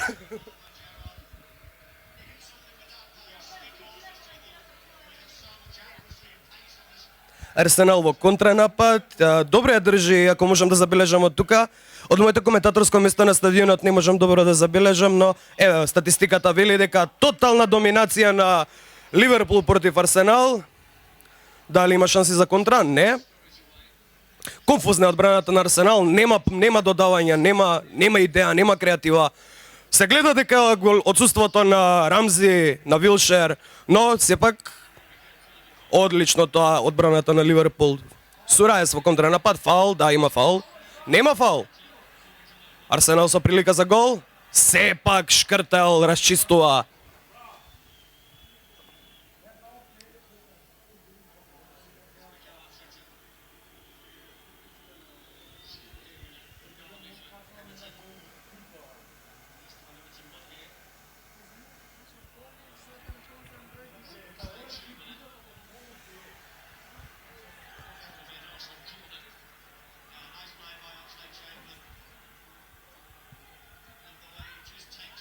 Тука е Букерикот, викни само.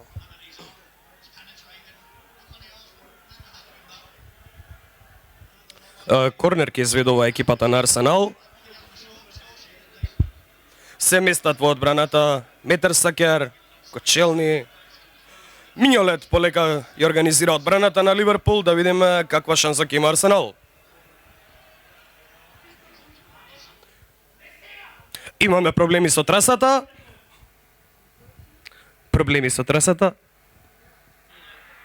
И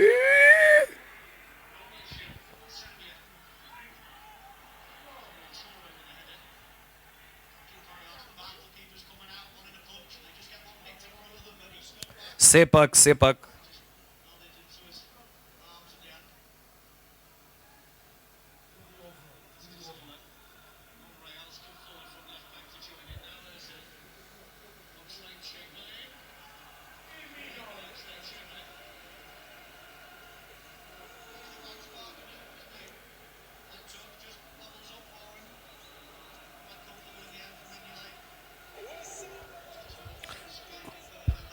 والبداية نارية للكتيبة الإنجليزية.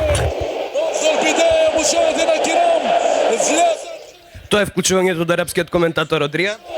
بالفرحة الكبيرة وجوزيه مورينيو بالنيران. رونالدو مودريتش على يساره تشابي ألونسو يرجع لمودريتش اللي يراوغ ويصاب جول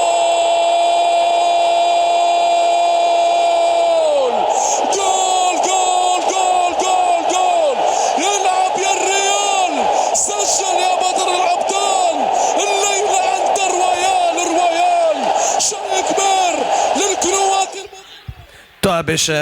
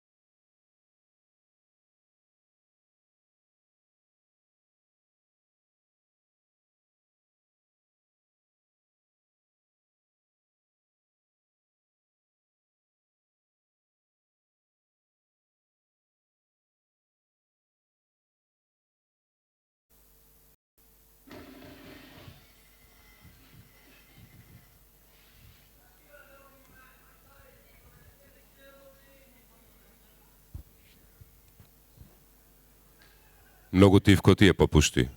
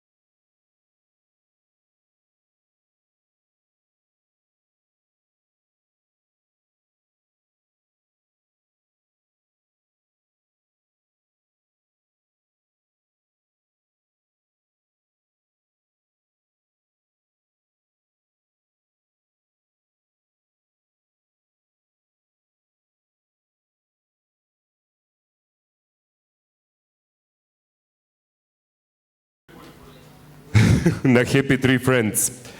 Добро, во секој случај за тоа изборуваме младите и медиумите, начинот на кој што се изразуваме со употребата на медиумите, еден од таквите начини се токму и ваквите филмови кои што ги поставуваме јавно на интернет. Последната сесија за ова 9-та поред конференција Youth and Media, млади и медиуми, каде што имавме можност да преслушаме доста говорници во текот на овие 2 дена и имаме уште 6 говорници за преслушување. Многумина ме праша за предавањето кое што се однесува на Apps for Good, кое што требаше да го одржи Ирис Лапински, но поради настинка, поради грип, Ирис не можеше да го одржи тоа предавање. Се надевам дека во некоја следна ваква организирана конференција или следен настанк имаме можност да ја поканиме повторно да го одржи предавањето. Во последната сесија која што се однесува на музиката, на визуелноста и на движењата, ќе имате можност во джебното кино во Pocket Cinema, за чил зоната не мора да ви зборувам, бидејќи веќе и премногу се исчилиравте веројатно.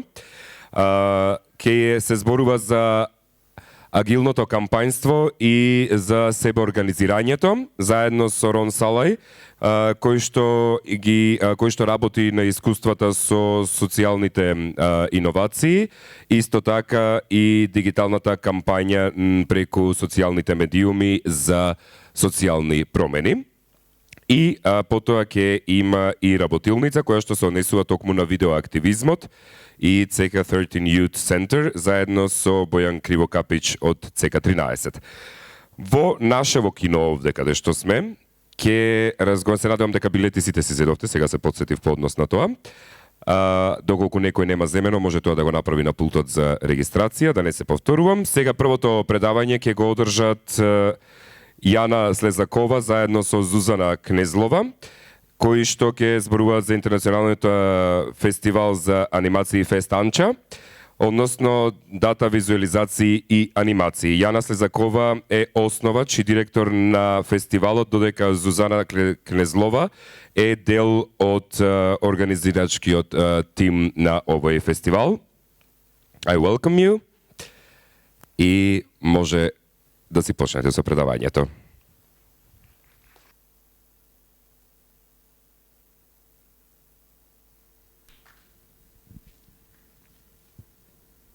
Zdrav živ Jana. Zdrav živ Zuzana. Zdrav živ everybody. And we are the organizer of International Animated Film Festival in Slovakia.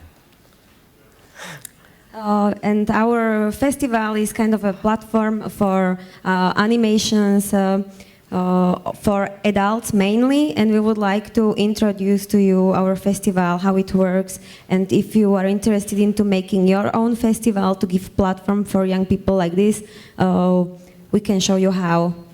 But this is the competitive kind of festival. At the beginning was these 5 people. Very nice, and they was a little bit naive, and it's important being naive at the beginning because you never know what you will have to done. So we were just looking for the right name for our festival and for the right venue of the festival, and we did not have almost anything. We have like 150 euros in our pocket, and we wanted to make a great festival.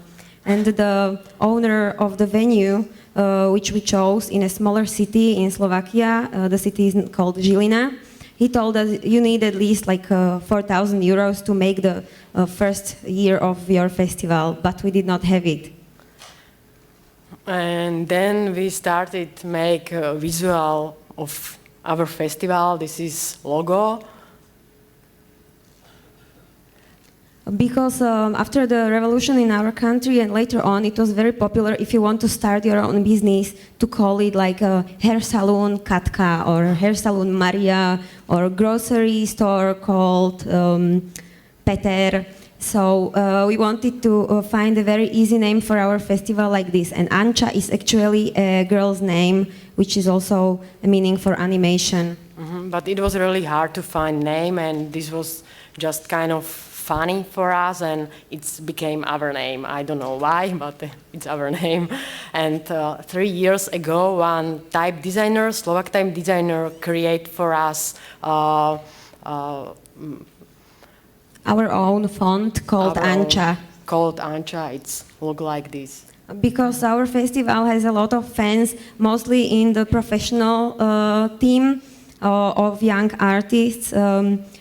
Everybody is willing to help us voluntarily, so we have our own font for free and a lot of stuff which we need to do for the festival. Everybody just does because of their goodwill.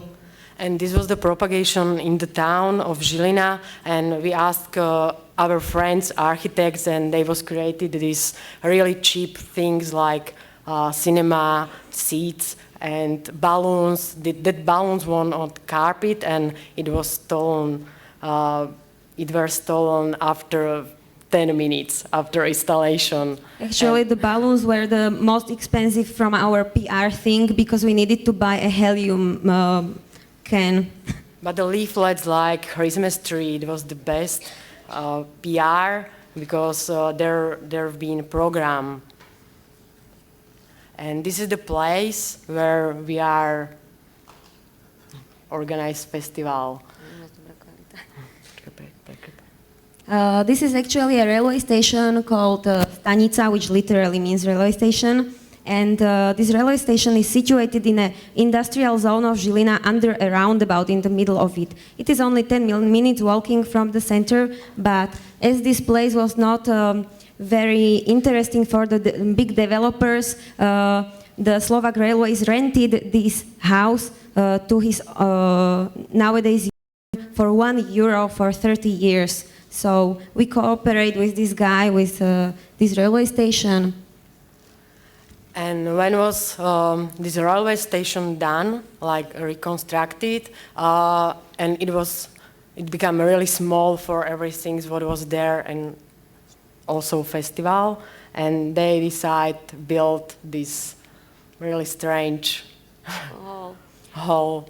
So the railway station, they built a whole building, but you can just put it apart and move it to rent a seat. So the first one was freedom painting, and this one.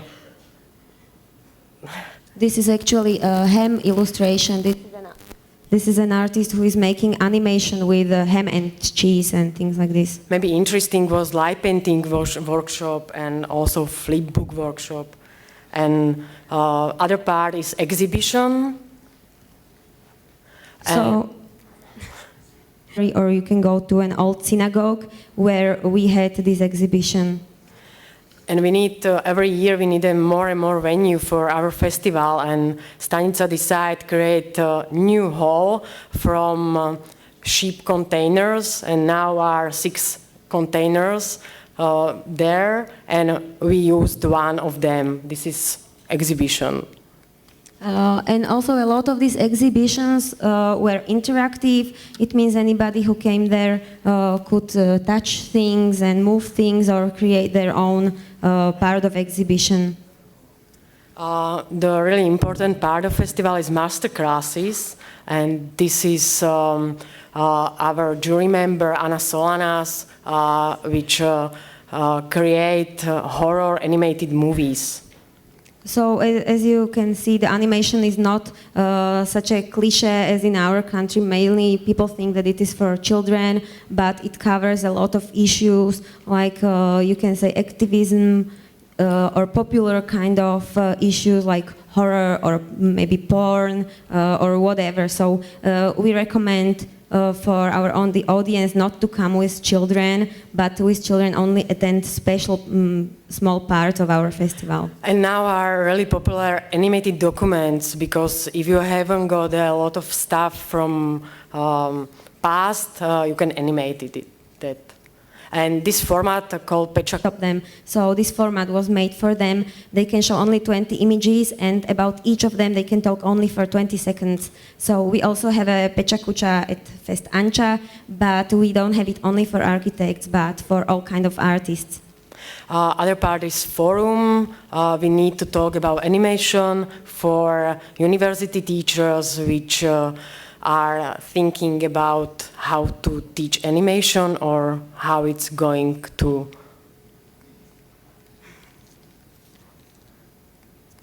Yeah, so all the artists coming to our festival usually are quite nice and inspirative people, and the audience really likes them, as you can see. And we also offer some open, so it is also good for the even a little bit bad weather conditions. People can anyway enjoy outside. But this screening was from 16 millimeters material and camera. And we also have some means of getting closer to people by having this kind of catchy titles for some sections, which is, for example, Anička in Wonderland. These were such crazy films that you cannot even understand them. Some of them look very psychedelic or really, really crazy. You wouldn't even think that somebody can create. Or Anička with Star, and it used to films which has star, it was not allowed because of some erotical parts. So we had a section, erotic animated section, and also we have a section called Anička is Scared, which were mostly horror movies, animated ones. Or historical silent animation with live music. And what we create, this is the special format, it's animation karaoke battle, and it's a special for audience, and yes, this karaoke label is only made for fun. Anybody from you can sign up, and you can speak in the silent animated part of some very famous animation. And it is also very nice because people can win money, and people can win a lomographic camera or some designer clothes. So it is really nice and fun because the whole day you cannot just watch animated movies which are full of ideas, and some are not that easy. So you have to also enjoy yourself in the evening. And this is the most traveling section because it was in Prague, Brazil, and Hungary, Poland, and but a lot of people like it, and we just went to do that in other festivals. Yes, in Brazil they even adapted our karaoke battle, and they are making it regularly there. But if you will show maybe more than 100 films, you will become very tired and your head will full of things. Then we create evenings like really easy. You can enjoy music bands, popular music bands or DJs, and some night screenings also.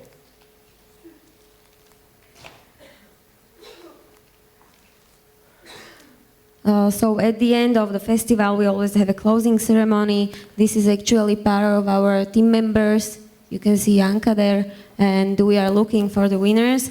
Sometimes we, from the organizers, have to know, to let them know, to thank, to prepare a thank you speech, but sometimes we really don't know. But we don't know before which film will win. And it was a little bit a surprise. Every time it's a surprise for us because we will know it at closing ceremony. This is, for example, our jury, what was talking about films. Now they are deciding who is winning. This one was winner. This is a guy from China, and he sent us his thank you video. It was very funny. And this handsome man is Slovak animator, and maybe you saw his film outside. It's called Pandas, and it's a really famous film. Now it's traveling around all festival, and it's won in Cannes. So the film Pandas you can see in the chill out zone as well from this guy, which won in Cannes. It is very good that Slovak film gets to big festival like this. And this piece of paper he get from Mike Reese. From the Simpsons writer. So. And this is our future and other venue when we wanna organize festival this year, and it will be opening ceremony, and this is picture from present time. Yes, so still the person from Stanica, from the railway station, is fundraising money for reconstructing this synagogue. And in June this year we will have there our opening ceremony. And after that, in this place there will be 2 days only about animation in computer games. So. Or if you wanna buy immortality, you can send them money. And if you have any question, you can ask us. So if you want to make a festival, you only need 150 euros and 5 people who are not very pretty but quite okay, and they really want to do something. Прашање некои кои што би ги имале за Зузана и Јана? And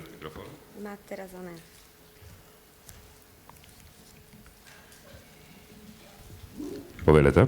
Hello, how often do you do this festival? Do you have any tradition? Our festival is now 7 years already. It's once a year. Now it's at the end of June, from the 18th until 22nd of June. You can come to Slovakia for our festival. The entrance for 4 days is only like 25 euros, and you can sleep for free in the camp area if you want. Or you just... Or you can be volunteer if you want to. And what is like the age border with which you can actually participate in this festival? There's no borders. Yes, it's just if we like you or not. You just have to be an adult. So you are invited. Некој друг? Neviem, udarček. Дополнително прашање, any other question? По однос на фестанча? Нема? Таму горе? Okay, if nobody else has got a question, what is your name, please? Nicola, we have a present for you because you were so brave and you liked our presentation. These are Slovak animations on a DVD for Nicola. We have some more presents, but if you don't have any questions, we will just give it to the organizers. But we have some other presents for maybe who is interesting about Slovak films. It's in English. It's our media partner. It's called Kinečko, this magazine. And also we have Kinečko, which is focused on Balkan films, and it's in Slovak. Yes, so we also produce this kind of Balkan Somebody animated just movies. Came and asked us, or our catalog, if somebody won't know what's there. Okay, thank you for your time and enjoy this conference. Зузана и Јана, ви благодариме. Thank you. Продолжуваме со друг фестивал, кој што се однесува на оваа сесија Music, Visual and Movement. Похода фестивал ќе зборува Моника Садкова, која што работи како booking assistant за фестивалот Похода, кој што се одржува во Тренчин, Словачка. И ќе се однесува токму на објаснувањата за фестивалот кои се однесуваат нели на општеството, на уметноста, на себе изразеноста, себе експресијата, како и себе осврнувањето. Моника?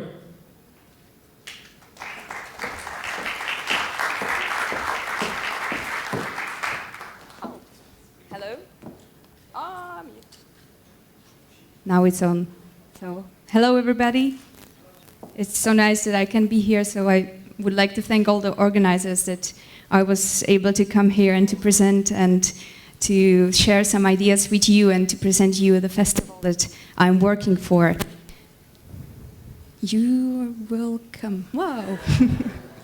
Thanks. So, my name is Monika Sadkova, and it was already said that I am a booking assistant for Pohoda Festival. And actually, the first time I went to the festival, it was 2004, and I totally fell in love with the festival. And the next year, the 2005, I started to volunteer for the festival. And as the years go by, I started to be a so-called local guide for artists that came to the festival.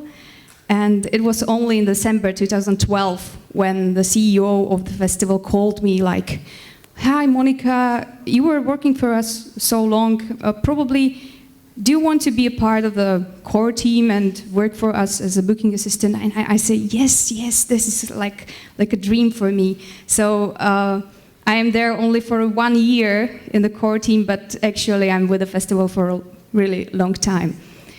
And I wrote this question or the theme of today's presentation, and that's Pohoda Festival more than a temporary city of art. And I put the question mark at the end, and I hope that at the end of the presentation we'll be able to put that question mark away, and that it will be clear that probably festivals and Pohoda Festival is able to do more than just those few days of Pohoda, of joy and music. So let's start with a short introduction of what the Pohoda Festival is about. So it was established in 1997, so quite a long tradition right now. And the founder is called Michal Kaščák. And maybe you can imagine that in late 90s, so it was quite a short time after we gained our independence, and after the country was still in some kind of shift to more democratic country. And Michael, he was a musician and still is a musician, and he was still complaining like, okay, there are no festivals, there are no places to play in Slovakia, what can we do about that? And one friend of his, he said to him, okay, Michael, if you would like to have a festival, then why don't you do it yourself? So in 1997 there was a first festival in Trenčín. That's the city where Michael was born, and there were probably 1,000 visitors at the time, and probably 8 bands playing at the beginning. And as the years go by, today we have the capacity of 30,000 people, and there are more than 100 artists each year presenting their art. And probably what is even more important is that at the beginning it was only about music. So there were musicians coming and performing, but today there are many more activities and many more forms of arts. So the aim or the goal of the festival is then to create some kind of atmosphere of pohoda. Pohoda is a word, maybe you know it here in Macedonia. For us, pohoda means something like joy or feeling good. So you will meet some people on the street in Slovakia, and they will say to you like, I am pohoda, som v pohode, I am in pohoda, I'm feeling okay, I'm feeling right. So that's what we want to create at the festival. And how we do it, it's through communication and tolerance. That are the basic values of the festival. So yeah, just a little map where the festival is taking place. You can see that Trenčín is probably 100 kilometers from our capital city, and probably it will take you 2 hours from Vienna airport. So it's quite really easy reachable for everyone who would like to come. This is the festival site. You can see it's quite huge. There are like 3 open air stages, and then the blue ones that are tents, and also there are other scenes. So quite a huge area, and many bands can play, and many other art forms can be shown. And probably a picture is not enough, so I brought you also a short video. This was a teaser for 2013. So please, Marco, can you play this?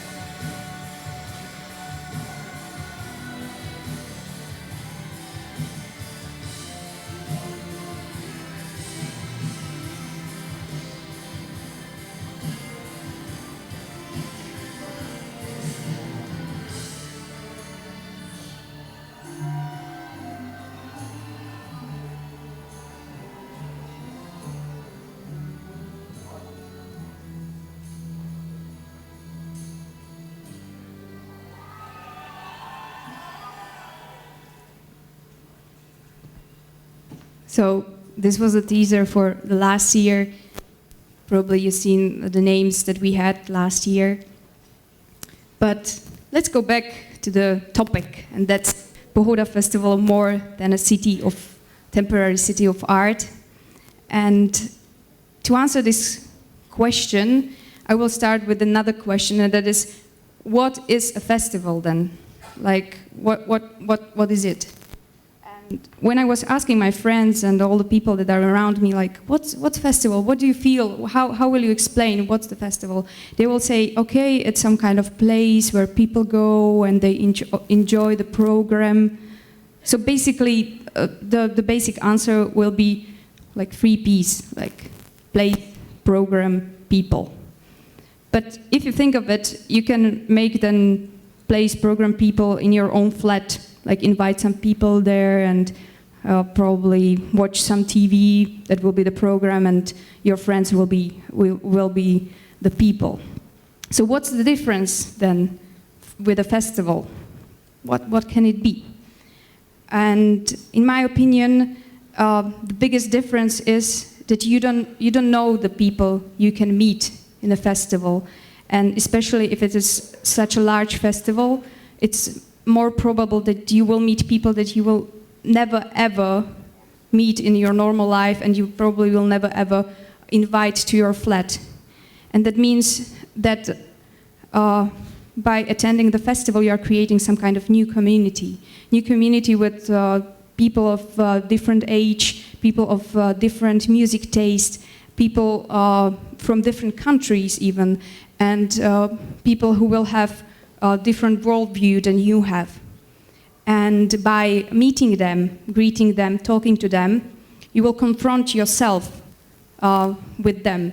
And by this, you can learn more about yourself. That's the third thing. And probably you will be able to be more open to the people that you will meet in the future. So creating a community of Pohoda, so Pohoda citizens, that's probably the biggest thing that the festival can bring. And not just Pohoda. Pohoda is specific in the thing that there are many different styles. So probably you will meet a jazzman, and in another minute there will be a punker, and you will be able to speak with all those two groups just because there is music of different styles. But yeah, for example, here you can see this is usual picture of Pohoda. Although we are aimed at group of 16 to 40, 50 age, you will meet even children there and with their grandparents probably. So each year we have like 1,000 children in the age to 12 years. There will be even mothers or to-be mothers, pregnant women writing emails like, okay, in the time the Pohoda will take place, I will be in my 8th month of pregnancy. Can I come? And we will write, okay, everything is safe, and if you have any problem, just contact us. But for me, it's just a crazy idea that it's so nice that somebody trusts the festival so much that will be able to bring children even to go to the festival. That means something for us. So there will be these children, then you will meet young people, and yeah, the atmosphere is then really peaceful and clear. But how will you attract those people to come? Yeah, because, okay, you would like to create some community, you would like to have visitors from different worldviews and so on, but how to attract them? And the first answer will be, okay, let's do it through art. So the more different art styles you will bring, more different art forms you will bring, it's more probable that people will like it. We are not the festival who will present big names, like big commercial names. We are not going for it. So we will probably never have Madonna performing.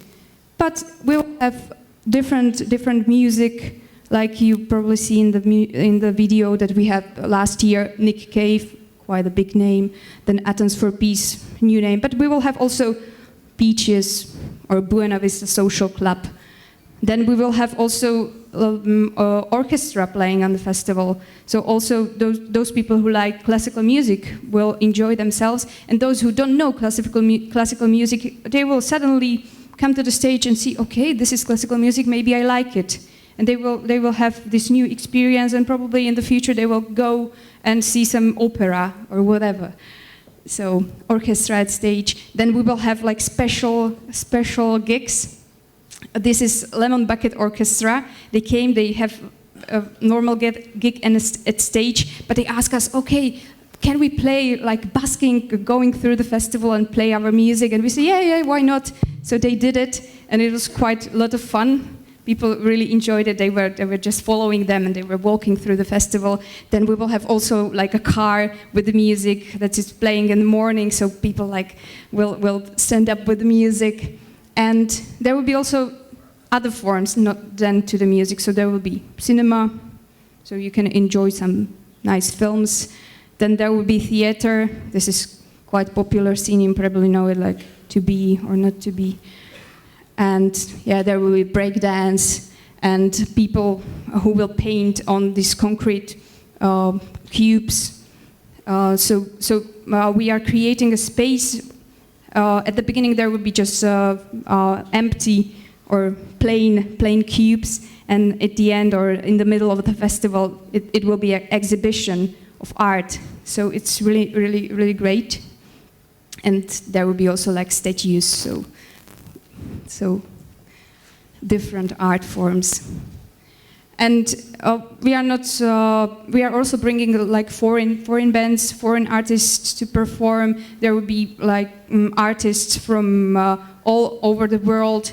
I think that this year there will be some bands from Asia, some bands from Africa, some bands from Latin America. So everywhere around, just to bring new ideas to audience that will probably never be able to reach those countries, because not everybody is able to pay to go to Japan to see the local Japan band playing.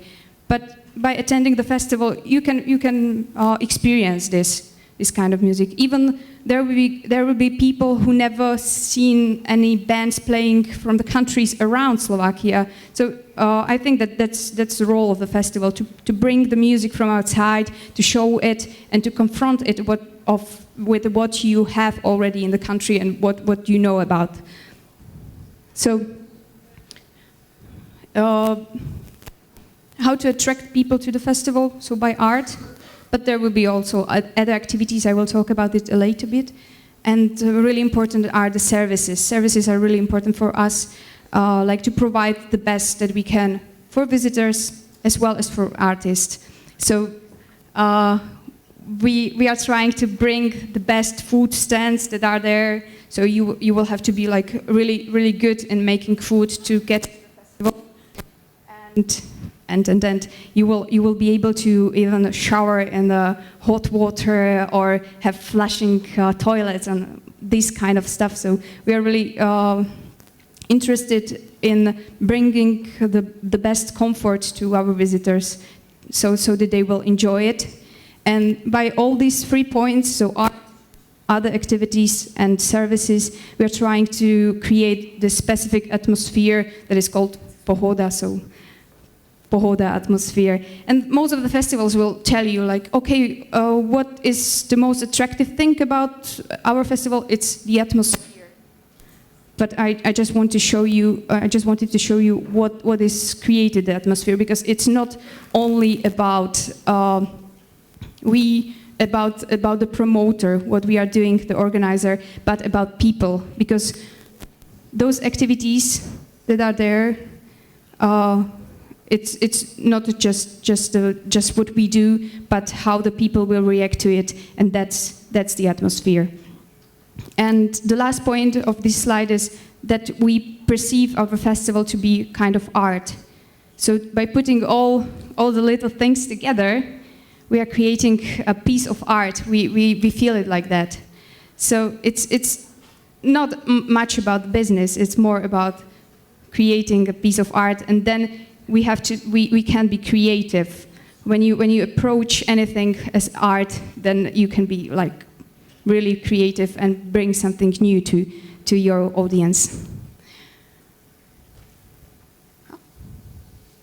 Okay, and I put there self-expression, because if you think of festivals, first of all, okay, there will be some artists performing and they will express themselves and what they do and what they like and all the kind of styles and music. But as I was thinking about this, self-expression in a festival such as Pohoda is not just about artists, it's about the visitors. It's about the visitors. And it means that just by coming to the festival that has some certain values, the visitor is presenting that, okay, these are also values that are also mine.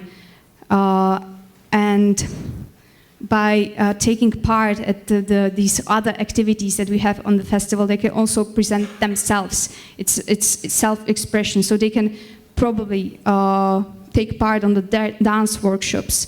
We would have every year there will be workshops on some music videos. For example, last year we did one on Atoms for Peace, so people were like moving crazy and trying to get these moves.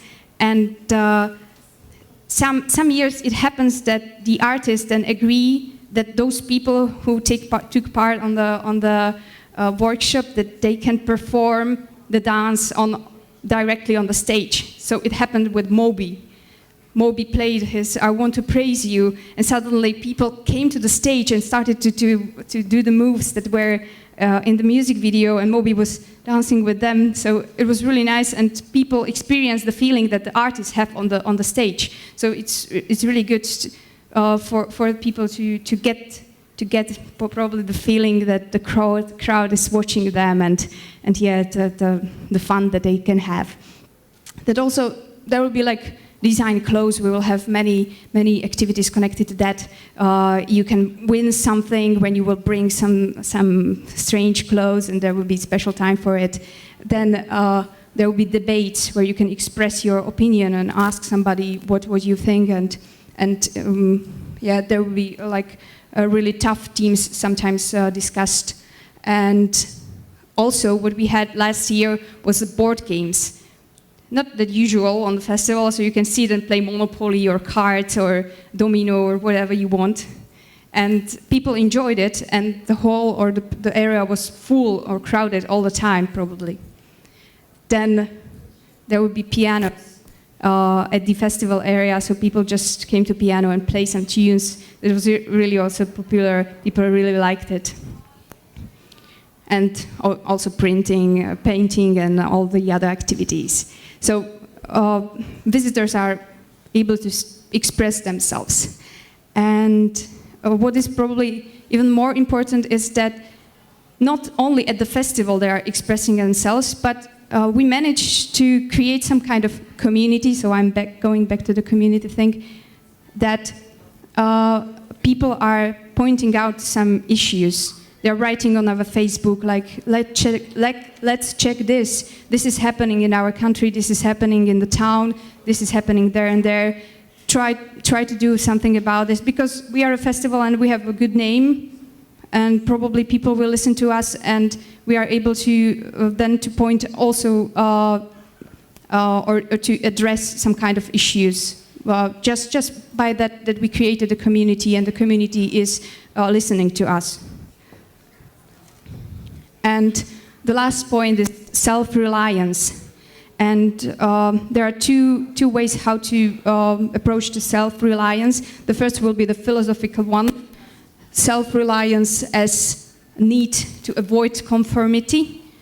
And that's what we're trying to do. That this is our saying, like, we want to provide, or that our visitors will see the unseen and hear the unheard. So not Madonna, but something that they probably never experienced before. And we will have also like a worship on the festival, something that is unprecedented. So there will be different priests and from different churches doing the worship. So, and the second way how to express self-reliance is very popular now. It's that policy of leave no trace, mostly connected to the eco movement. But what we are trying to do is not just to leave no trace, but the positive one. That means that take Pohoda home. It means we are trying to make people more open-minded, and that if they will come home and have this experience of Pohoda, probably they will approach people differently. Even for me, I'm still wearing my wristband for Pohoda Festival, and if I meet somebody who is wearing it, I already know that, okay, this person was at Pohoda, maybe he is okay, it will be good guy or good girl. Or I have this sticker on my car with our logo, and once I was parking my car somewhere and it got like totally dirty, my car was dirty, and I came back, and at the car, this was a big smile under the sticker. So I know that probably somebody who knew the Pohoda just draw the smile on the car. Thank you. And these are the things that brings people to, yeah. This is the last thing I'm saying. So Sorry, I must say that you must stop because you're 15 minutes out of. yeah. So thank you. Дали имаме прашања за Моника? Едно прашање, Филип. Еден микрофон овде од волонтерите, ако може да донесат.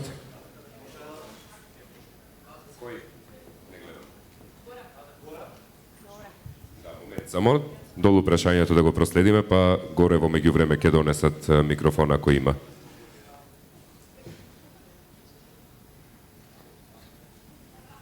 Did you rely on some support by government funds for the festival at all? No. There will be some cooperation between some organizations that are connected to government, but it's not direct support from the government, no.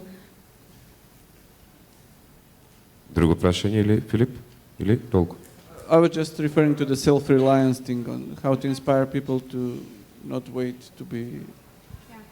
That's the thing, that you can't wait that the government will give you money for this. You can ask for some funds from probably from the European Union. That's the way that it can work with the cooperation, and especially if it's culture, then you can connect with other festivals, for example, and create some project and ask for money from the European Union. That's a really nice way. But what we are doing is basically, yeah, there are companies that are sponsoring us, and they will have their logos on our webpage and so on. So by that we can make the festival happen. Добро, имаме прашање уште едно горе, земете го овде микрофонот. Добро, уште едно горе, еве го пристигнува микрофонот. И тоа би било прашањето. Да, ама ни треба за стримот. Ево го. Можам и јас без микрофон да водам, ама за стримот треба. Okay, can you tell me what's with the babies on the logo? And tell me the story of the logo. Oh, the two children. Yeah, it basically started with just a picture, but now as we are trying to give some meaning to it, later on, it's like two children in a womb, probably, and they are like twins, and we are trying to give our visitors the same feeling that the children have. Like they are free, they are open-minded, but also they're in the womb. They're feeling protected and probably feeling good, and that's the thing. Okay, thank you. Ви благодарам, тоа би било се. Thank you, Моника. Исцрпно доста. Следното предавање кое што се однесува токму во оваа сесија на музиката, визуелноста и на движењата, ќе ви го представи Џон Вајцман за Creative Commons и Digital Commons. Џон?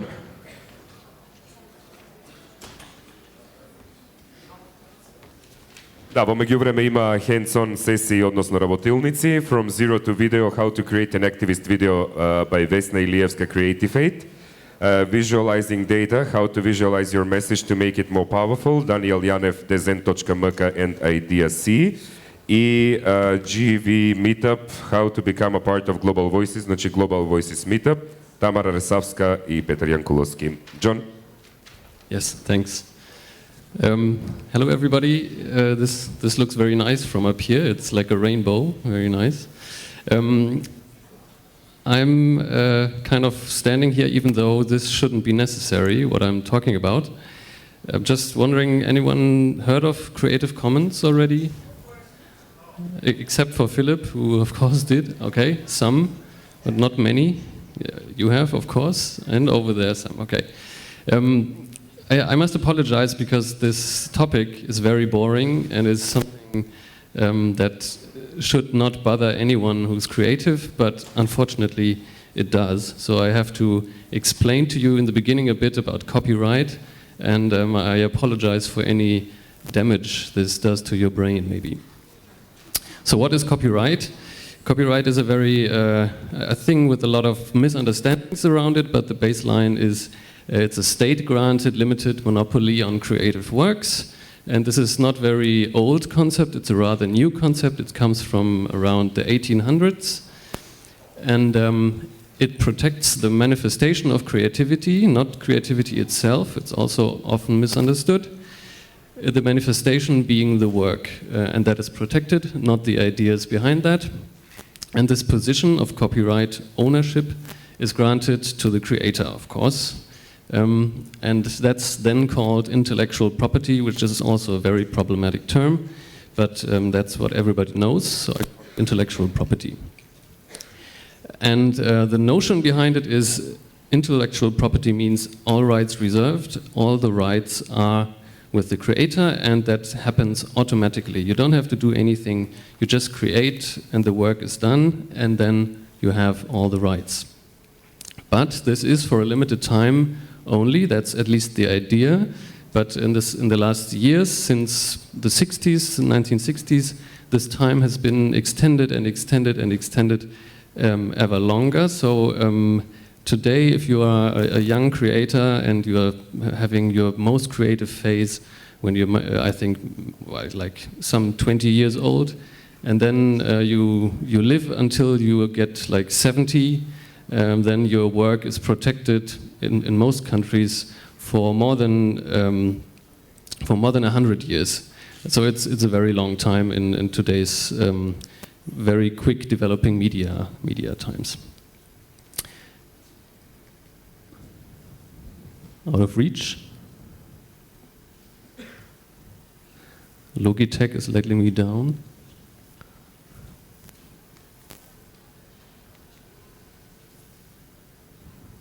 No, the laser is working. Can you switch it to the next?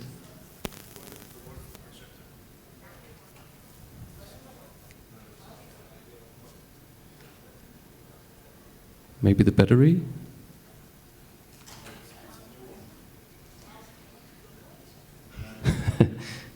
So this is really extended time, as you see.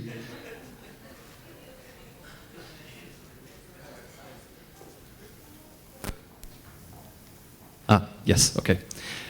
And also this has become a commodity, meaning something to trade with, something to make money off.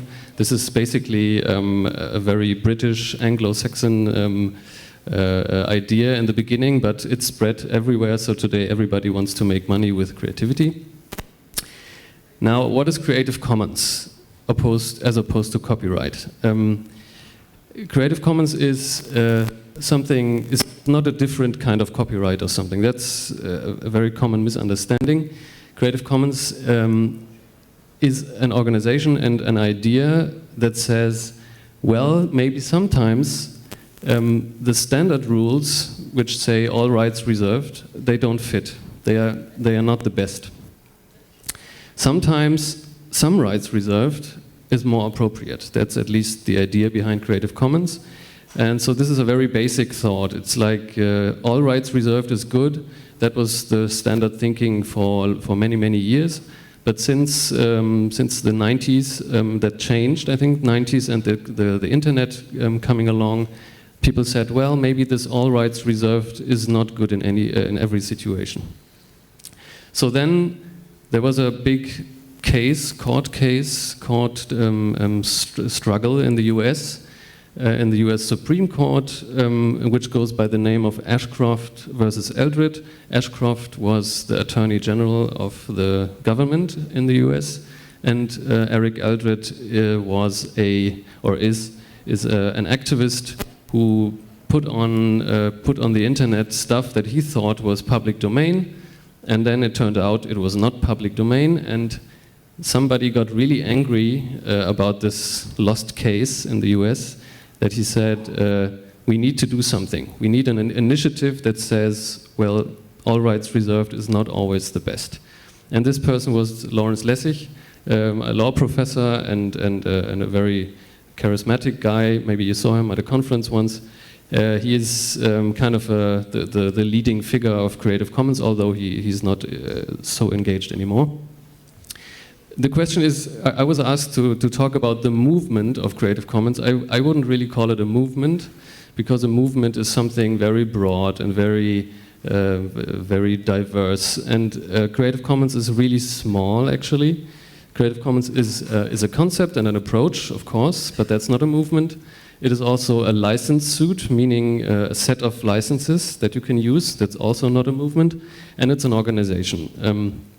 So the movement that this is associated with, you could say, is a free culture movement. That's a movement, in my opinion, and CC is not really a movement, but it's more like an organization and a concept. It is also an international group of affiliates that is kind of a group of some strange lawyers like me and some others who think this is a good idea, who think this is a good idea to have a different standard from all rights reserved and have one that says some rights reserved. And this group is quite large by now. It's really some hundred people. And they are loosely grouped in regional clusters, and I'm kind of coordinating the European cluster. So if you want to know who's the contact person for Creative Commons anywhere in Europe, you can ask me, and I should know at least. Maybe sometimes I don't. What does CC do? CC gives you this license suit that I said. This is like tools, like a tool set, a legal tool set. But what do these tools do? They are meant to give something to people who have not studied law. Usually if you want to deal with your copyright, you need to study law or you need to hire a lawyer, and the lawyer makes a license contract for you, and then everything is settled. Creative Commons tries to give this power to the people who are actually creative and who are not lawyers, and who don't have the money to hire a lawyer. So this is what's the idea behind the CC licenses. They are meant to make it easier to share legally, to give people the right to use your works, your creative works. And I said it's making it easier. It's not making it really easy. That's also a problem. We try to make it as easy as possible, but it's not, which you can also deduct from my talk here, which is kind of boring and complicated. This is done by 6 standard licenses that Creative Commons designed, so to say. This is like the tools, plus there's 2 public domain tools that I won't talk about today, but the 6 licenses are kind of the core of what Creative Commons offers. Everything else is done by the creative people themselves. So CC, Creative Commons, is not kind of a label or a publisher or a registry or anything. CC just provides these standard texts, and they are used by the creative people themselves. At least that's the idea. Some people don't really understand how to use them, and that's a problem, but we're working on that. They have some graphical representations. It's these sets of different icons here on the left. These are the German names, I'm sorry. They are very long because German is a complicated language. But you can see this is different modules that you can combine, and this gives you 6 different standard licenses, and these licenses can be used in different contexts. For example, if you are somebody who wants to sell a work later, but you want to free it up for private use, you can use a license that has this non-commercial module in it. And this little man symbol on the left is present in all the 6 licenses, and this is the most important element of CC. This is attribution. In German, it's Namensnennung. And attribution is kind of the baseline. You need to attribute to the person who is creative. That's the idea. And these 6 licenses, they allow reuse of the works. So they are they are taking the all rights reserved out of the problem, and they say, okay, some rights are reserved still, but you are allowed to use my work under certain conditions. And this kind of lowers the level of protection or the problem that the law is too strict. Sometimes the law is too strict, and these licenses are meant to remedy that. You remove a little of the no, you're not allowed to do it, or ask me before you do it. That's taken out because you're already allowed to do something through these 6 licenses. But it doesn't mean that you give away all your rights. Sometimes it's a misunderstanding. If there's a CC license attached to a work, it's very easy to license. You just stick a notice to the work saying this is licensed. And sometimes people think this means you can do whatever you want. But this is just not the idea. This is precisely the opposite. Because the CC licenses are meant to have some rights, stay with the author, stay with the creative person, and this is not kind of giving away everything. Then you don't need a license if you want to give away everything, and that's not the idea. The attribution, as I said, in all the licenses is kind of the key condition that every CC license has, and it's the idea behind it is that attribution is in many contexts like the currency of creativity. Like if you are creative, you want to be known for your creativity, and if you're not known, there's no connection between you and the work. So this is the idea that the attribution is actually more important than being able to make money out of something, because the business model and the money and everything can come afterwards if you are known for your work. So this is graphically how it's supposed to work. The works that are licensed under this CC license are meant to flow around the planet, and there's attribution wherever you go. In every language, people are honoring you as the creative person, but your work can flow around freely, which would not be possible under all rights reserved rules, under the standard rules. The goal is to have a digital commons in the end. Commons is a word from the Middle Ages.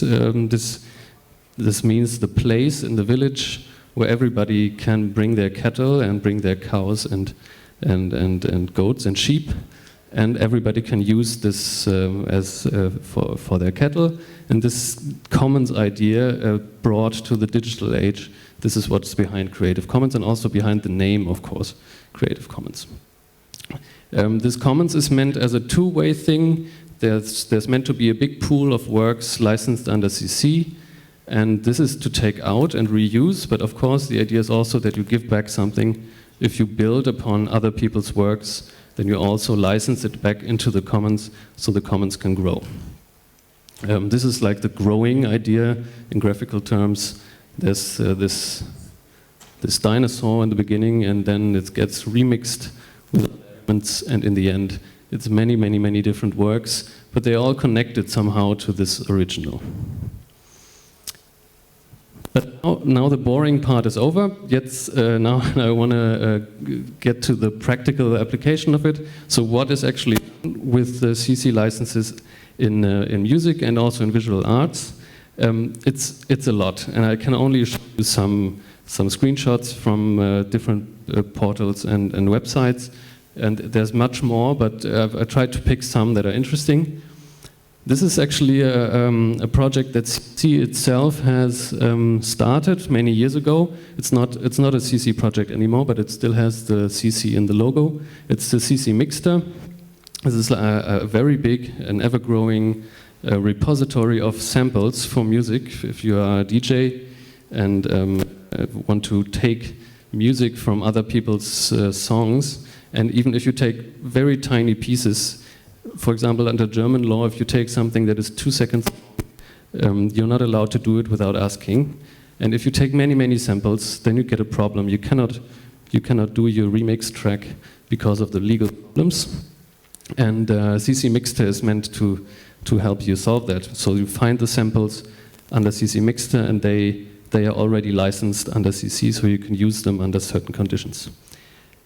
Another example is Bumpfoot. This is a label that does techno music, very progressive stuff, and they license everything under CC. As you can see, it looks like this. And they explain to you what you're allowed to do. You're free to share, to copy, distribute, transmit. And these are all stuff that you wouldn't be allowed under the regular copyright saying all rights reserved. This is another music example. It's called CC Tracks because everything is CC licensed. It's also really growing fast. It was in the beginning a bit unknown, but nowadays they really attract people, and they just say, look, if you want to use this and you want to pay us money, do so. They have mechanisms in the portal to pay money. But if you just listen privately, then do it. You don't need to pay in any case. This is a very interesting young man called Jonathan Mann, who has his own YouTube channel, and he has been writing a song every day since 2009. So it's more than 1,700 songs, I think, by now. And he puts all this under a CC license because he wants to be known across the net, and he wants to have people share his songs, to be more present in many channels. And this works actually for him. His presence and his fame has grown a lot, and that is also partly due to the way he licenses his music. For example, one of his videos was used by Steve Jobs once in a presentation, something that Steve Jobs probably wouldn't have done because he would have had to get a license from this guy, and but he already had a license because there was already a Creative Commons license attached to it. This is another portal called MuseOpen, which looks at especially public domain music. This means music that is very old, but is still protected today because of the rights that you get if you have a score, and the score graphics, they are protected by a certain special copyright, and MuseOpen tries to give you access and give people access to music because you need the sheet of music to play it, of course, and this is often kind of a very strict, there's all rights reserved to the sheet music and you cannot copy it. If you have a choir, for example, you cannot copy the sheet music for everybody unless you get permission, and MuseOpen wants to open a lot of music that is free already, but it's not free because the sheet music is protected still. The same goes for Open Goldberg. Goldberg Variations is a piece by Johann Sebastian Bach, very old, not protected under copyright anymore, but as every sheet of music is protected still, or at least most of them, and also the recordings of this, it's hard to really use this music, even though it's very old, it's from 1700 something.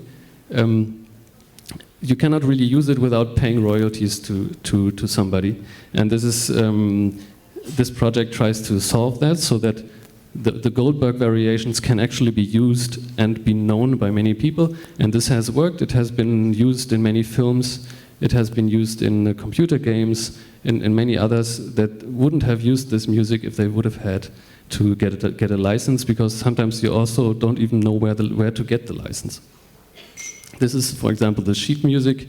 If you buy scores like this from a publisher, it's all protected usually, and they freed it up through a CC license.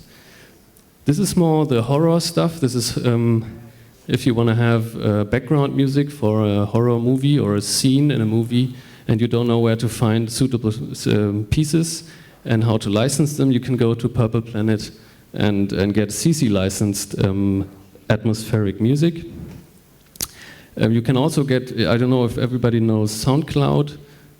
This is like the biggest streaming service for bands at the moment, and I've looked it up. I looked for Macedonia, and I found interesting hip-hop tracks, and as you can see, on the left-hand side, you can filter the results by CC licenses, actually. So I chose this filter, and you can see there's even tracks with Macedonia in it that are CC licensed on SoundCloud. There's more. There's graphic stuff. This is visualizing Palestine. This is a very controversial site trying to visualize the situation in Palestine, and they put everything under CC. Why? Because then the stuff can move around the internet more freely. They make these kind of very, very strong posters which explain the situation over the years. Oh, this is this one again. And you can also filter by, at YouTube, at the general YouTube search. You can filter for CC, for Creative Commons licensed stuff. This has been added, I think, in 2012. YouTube put the CC licensing option in the back end. And this is, I think, the second to last. Yes, the second to last thing. This is a full feature animation movie, which is also CC licensed by. What's her name again? Oh, that's the problem. I didn't take the larger screenshot. Nina Paley, that's her name. Sita Sings the Blues is really a kind of famous in the community because everybody has taken animations from it and has made remixes. And this is really one of the success stories also in the visual arts. And the last one is the Blender Foundation with their software. The software Blender is for animations. Maybe you've seen something made with Blender. And the software itself is, of course, not CC licensed because CC is not a software license. But all the characters and all the models and the surfaces and all the data you need, you can get under a CC license. And this is enabling people who cannot afford the very expensive animation programs to do very, very nice animations. And yes, I hope this was kind of gave you some idea. If there's questions, please ask.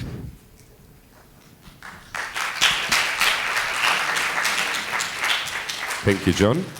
Имаме ли прашања кои што се однесуваат на Джон Вајцман за Creative Commons или се ви е јасно? Супер, се ви е јасно. Добри ученици сте. Горе прашања? I think everyone is brain dead now from They the all legal... understand. Добро, супер што ги разбирате Creative Commons. Се надевам дека и ќе ги применувате толку добро како што и ги разбирате. Некој нешто викна? Ти? Каде? Горе? Добро. Thank you, John.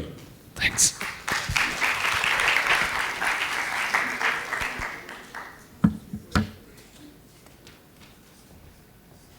Уште двајца говорници ни останаа во текот на ова последна сесија. Сега најдет видон да се појави. Касно е. Во текот на ова сесија, наред ни е Инес Ефремова, која што ќе зборува за community art, односно, освен незината дневна работа која што си ја работи, Инес е исто така активна на независната уметнишка сцена. Да не ја најавувам многу, доволно оние што сте активни социјално да знаете која е Инес. Здраво, јас сум Инес Ефремова и прв пат зборувам на ваква сцена, па за почеток добро е што воопшто се сеќавам како се викам. Инаку од 9 до 17 часот сум копирајтер во маркетинг агенција, а по диплома и вакација сум ликовен уметник и во следните 15 на минути ќе се обидам да ги споделам со вас моите скромни искуства на млад човек кој што се обидува да си го најде својот пат во уметноста и во светот. Ќе почнам со реченицата Art Gratia Artist. Опа.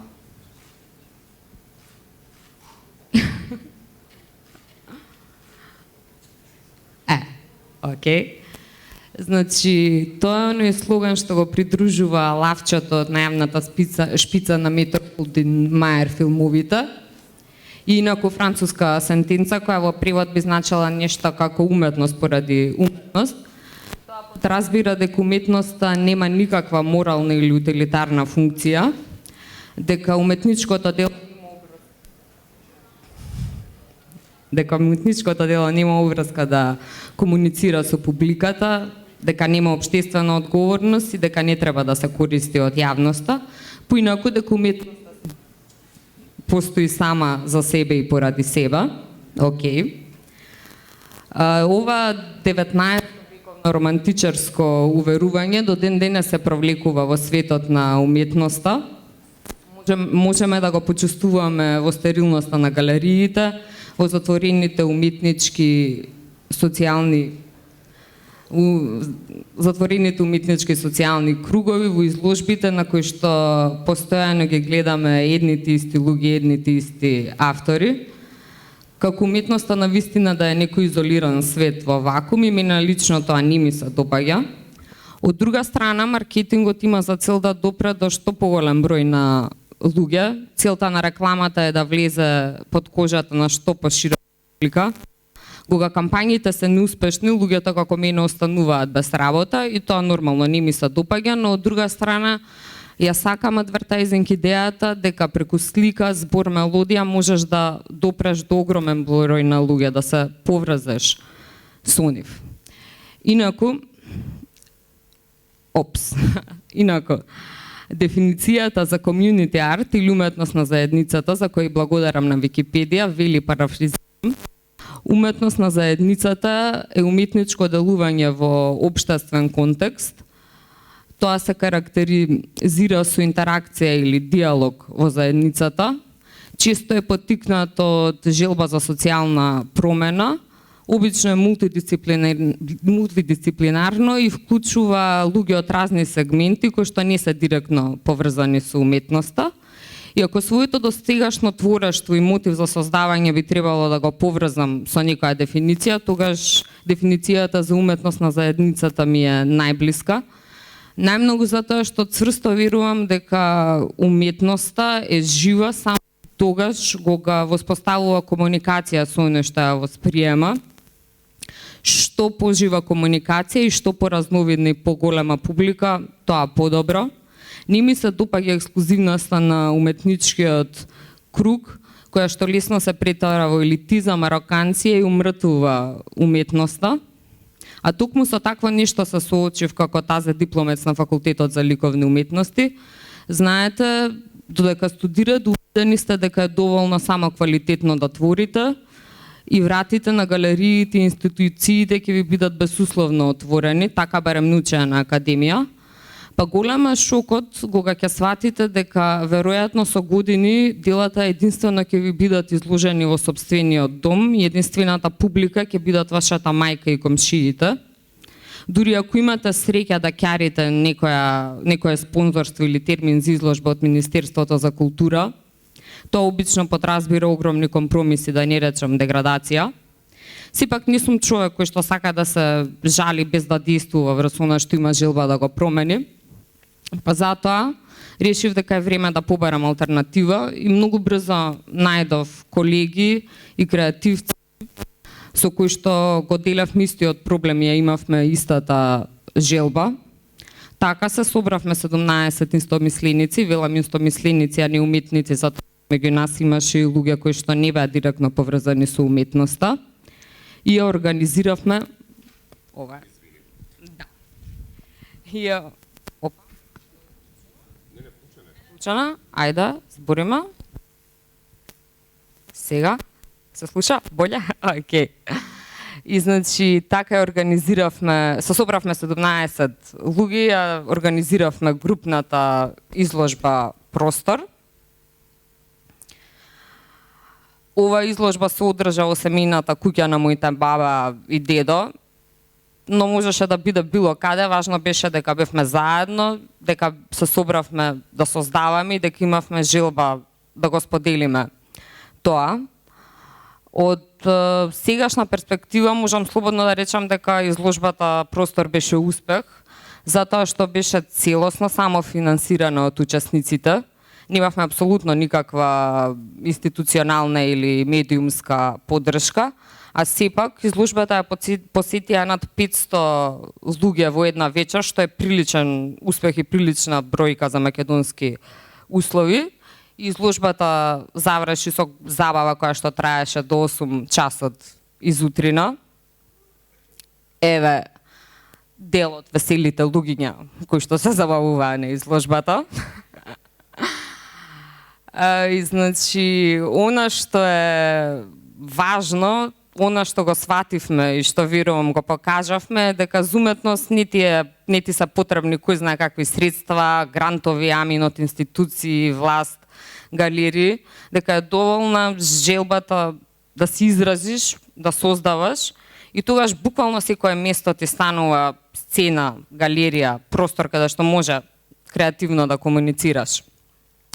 И мојата прва самостојна изложба, која се викаше Dreamville, се одржа надвор од зидовите на институциите, поточно се одржа во кафулето Дамар во старата чаршија, повторно само финансирана, без институционална или медиумска поддршка, а сепак Дамар беше препон со луѓе кои што изгледа како добро да се забавуваат и останаа до самиот крај.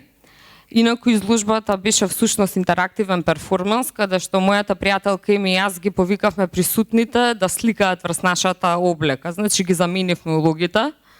Ние, односно уметникот беше сликарското платно, а публиката беше таа што беше сликарот. Искрено очекував слаб фидбек дека луѓето ќе се срамат да ни придат или дека ќе бидат незаинтересирани. Така беше некој 5 минути, се додека неколку мина похрабри не го скршија мразот и тогаш сите присутни се разиграа. Така да на крајот од изложбата не само што ми беше облеката насликана, туку си отидов дома и со насликано лице и коса. Еве доказ за тоа. Инаку има уште еден настан што ми е особено драг и кој што би сакала да го споделам поради живата интеракција која што се разви со публиката и позитивниот изглед, а тоа е настан од моје Скопје, кој што се одржа во склоп на Скопско лето 2013 во Сулијан. Темата на настанот беше размена на идеи на млади луѓе за тоа какво Скопје посакуваат да видат.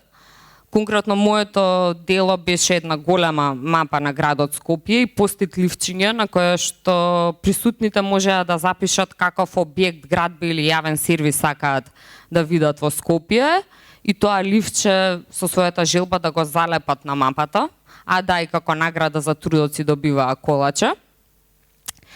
Исто мислев дека и овој пат ќе има слаб фидбек и пак погрешив. Дали беше поради колачињата или поради тоа што луѓето се навистина желни за едно поинакво Скопје, ама мапата многу брзо се исполни со креативни, луцидни и симпатични коментари. Например, некој од нив беа дека на Скопје му треба подрум за андерграунд култура, се само барок не, повеќе гемиџи за да го вратиме Солун, рикше ексклузив зона и слични такви креативни бисерчиња. И од оваа изложба си заминав срекна затоа што ми покажа дека ни целото скопско сивило, ни целиот сјај на кичот не може да ја угушат разнобојноста на младите луѓе кои што се желни за промена. Доволно е само да им се даде малку мотивација, малку поттик. Инаку сакам да кажам дека овој револ кон институциите и обидите уметноста да се извади од затворените галериски ѕидови не е некоја изолирана ситуација на неколку луѓе кои што се бунтуваат, напротив, тоа е еден растечки тренд во Македонија. Таков еден стремеш и иницијативата, ова беше фотката од мој Скопје која не ви ја покажав од мапата. И значи еден таков стремеш да се отвори уметноста и уметничката иницијатива Кооперација, од која сум дел, во која што учествуваат голем број на уметници и активисти. Целта на Кооперација е да ослободи уметноста од инертните институционални рамки и да возможи да поинакво доживување на современата уметност во Македонија. Така Кооперација ги организира своите настани изложби малку герилски, односно преку окупирање на јавни простори, па така првата изложба беше одржана во јавна перална, втората беше одржана во продавница за тапети, трета во приватен стан на ликовен критичар, четврта во напуштен објект без струја. Интересно е што овие блицкриг настани на Кооперација се најавуваат само ден или два пред нивното случување, а сепак се преполни со разновидна публика, што е доказ дека луѓето се желни за уметност, една поинаква возбудлива уметност, уметност која што е дел од општеството, од сегашноста, а не уметност која што е абстрахирана од него. И многумина би рекла, добро, еве, си се собрали уметници, си прават изложби, големо чудо, ништо посебно. Но би сакала да нагласам дека ваквата пракса, значи уметност на заедницата, уметност која што има општествена позадина, која што излага од галериите, е на вистина прв пат се случува во Македонија. Колку и да се срамежливи овие обиди, се важни затоа што покажуваат дека и на уметниците, и на луѓето им е потребна. Има потребна промена. Оно што барам јас лично го научив од овие искуства е дека не е точно дека македонската јавност е тотално незаинтересирана за култура и уметност, затупавено од серии и слично. Напротив, луѓето се интересни, почесто се заинтересирани. Почесто е случајот уметниците и институциите одговорни да ја промовираат уметноста, да бидат оние кои што се незаинтересирани да ја доближат до јавноста, па така уметноста многу често седи заглавена во тесни институционални ѕидови или во бюрократски лавиринти. А уметноста е всушност комуникација, нема поживописен поживописно историско сведоштво на човечките стремежи, надежи, болки, превирања од уметноста. Затоа и голем број уметнички дела се користеле како пропаганден и идеолошки апарат. Денеска би помислила дека покрај вулгарноста и буката на поп културата и масовните медиуми нема шанса да се слушне субтилниот глас на уметноста, но јас мислам дека тоа не е така. Верувам дека уметност уште може да биде фактор за социјални и општествени промени, дека може да возбуди, шокира, да поттикне, да извади од инерција, да биде буквално револуција, и токму во тоа гледам најголемата моќ на уметноста на заедницата. И тоа е особено релевантно во денешен локален и временски контекст, и колку и да не сакам на ваква собира да го споменувам проектот Скопje 2014, тој е сепак големиот слон во уметничката соба, кој што не треба да се игнорира, но мислам дека на насилно наметнатата квази уметност од власта не треба да се одговара со подеднакво насилство или само да се наблюдува со некој пасивно-агресивен цинизам, туку дека треба да се одговори со создавање на двојно, тројно повеќе добра уметност како антипод. Сметам дека баш креирањето и нудењето на алтернатива е единствениот конструктивен одговор на оваа некултура и овој кич кој што насилно ни се наметнува.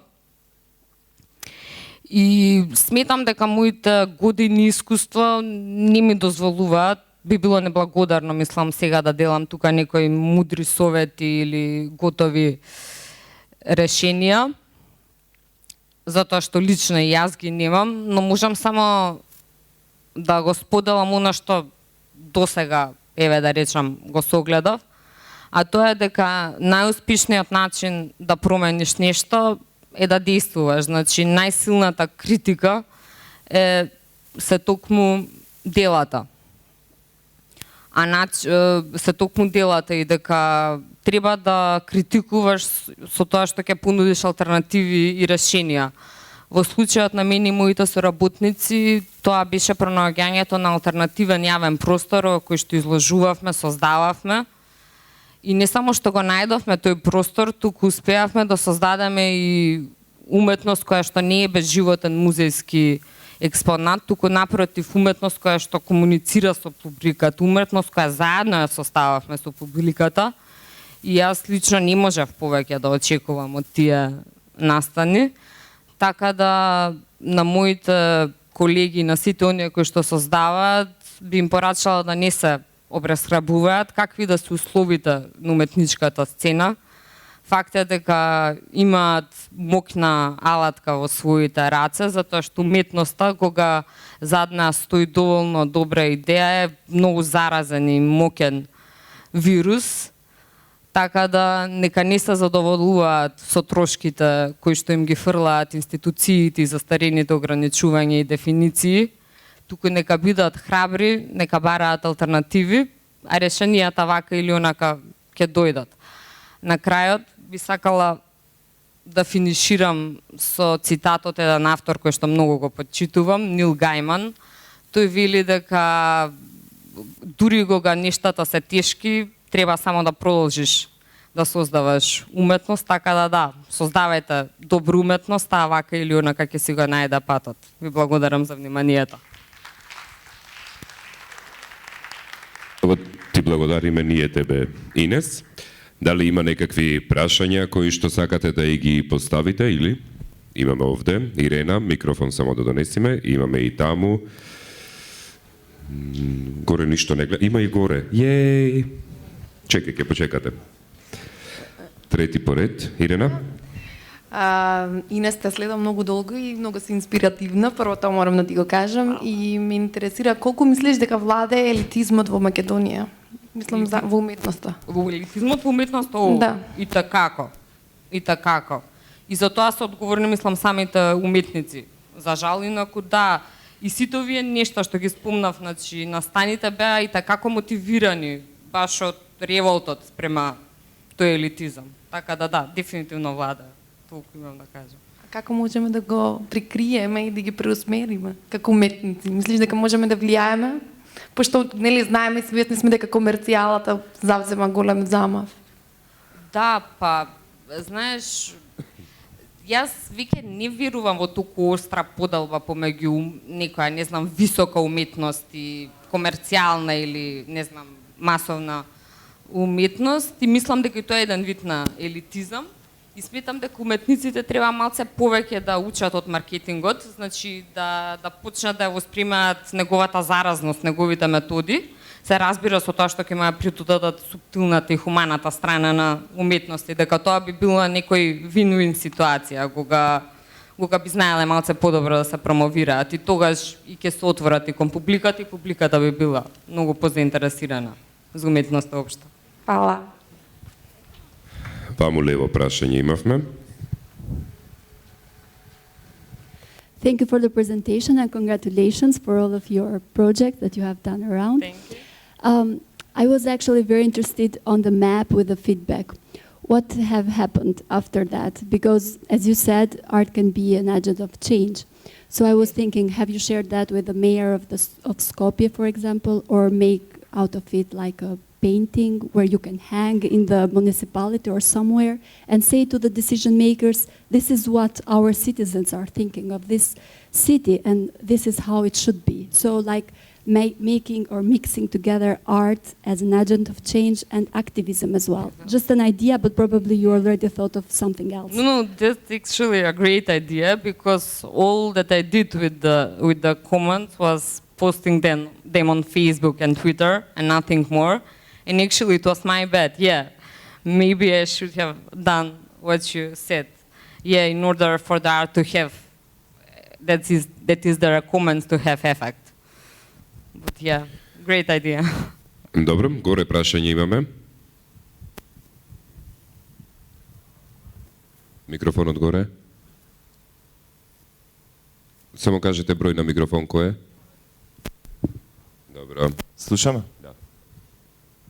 Согласувам со поголемиот дел од ова што кажа, само имам една забелешка, значи за жал никогаш не сум стигнал да присуствувам на ниеден од настаниве што се на кооперација, иако сум скоро сите сум видел по интернет дека се случуваат. Меѓутоа, баш во врска со елитизмот, што сум приметил е дека постојано се повторуваат едни исти имиња. Не сите, ама некои се постојано, едни исти. Зашто не викнете други луѓе? Поканете, мисламете, млади, од факултет, постари, не знам. Ама има некои имиња што постојано се на сите се истите имиња, 3, 4, 5 имиња. Сега не знам кои се, не ме прашувај, ама вака и што сум приметил. Сега да не именуваме, нели? Мислам, можам и да ти кажам некој, ама ајде сега, нели? На јавен настан сме. Што знам, јас не би рекла дека тоа е така и веќе тргнам од личниот пример, значи кооперација беа луѓето кои што прв пат ме повика, да не беа тие, јас воопшто немаше да имам изложувано и тоа ми ги виделе делата кои што си ги постирав онака на Facebook и самите ме повика. И значи не само што се отворени за нови автори и за соработка, туку што знам имаат изложби, предпоследната изложба која што се одржа во Капиштец, исто во едно дуќанче, броеше 40 автори. Значи 40 луѓе пак не е некој затворен круг. И тоа имаше и од странство, имаше луѓе тотално неповрзани со уметноста, всушност мислам дека повеќе од пола не беа ни некои ликовни уметници и слично, така да не би се согласила дека кооперација е некоја фиксна затворена група, туку баш напротив, и така се желни за промени. И самите тврдат дека сакаат што е можно повеќе нови луѓе да доваѓаат, и тоа мислам дека се случува. Не, окей, мислам, не реков сите и не реков постојано, мислам дека сам добро сега, ајде, валјда може пошто организаторите, па може да учествуваат почесто, добро. Не, меѓу нив, да, дефинитивно има луѓе што се повторуваат, ама можеби па и наши ликовни автори не творат доволно и не се доволно продуктивни, па затоа цело време неколку активни се повторуваат. Или можда не сакаат, да. Тоа е и тоа има. Окей, фала. Благодариме горе. Имаме на Twitter зид од Филипо Американо. I have a question. Is the artistic movement or can help to the youth and could be a faction of our growing as free minds online? Најдолниот твит.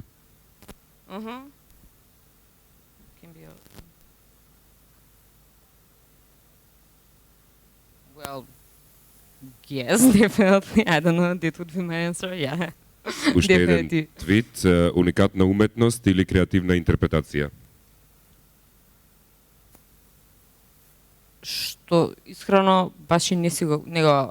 Па веројатно избор помеѓу двете или пак објаснување на двете, дали е уникатна уметноста или пак е креативна интерпретацијата. Ако може и вона, може и да се дообјасни, добро? Да, искрено. Не го И тоа би било тоа. Други да. прашања од публика? Нема. Инес, благодариме. Фала ви.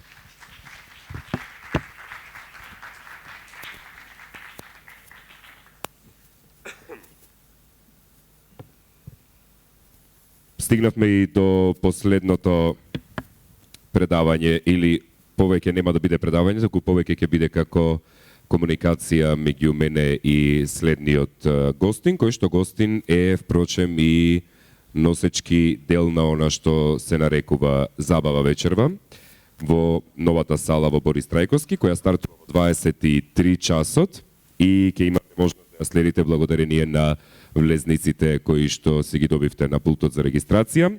Заедно покрај Александар Ковалски, кој што за кратко ќе го видим овде на сцената, Петар Дундов од Загреб, Кроешија, в Хрватска, Спиди од Белград и Горан Кан, Виктор Апостолски и Lazy Kids Visuals од Македонија. Она што ќе разговараме заедно со Александар Ковалски, кој доаѓа од Берлин, Германија, е, впрочем, поврзаноста на музиката и нејзиното представување како медиум, особено младите и медиумите, кога музиката би ја сватиле како медиум, каде се младите поврзани со музичкиот медиум во денешното општество, во денешното време. Ковалски.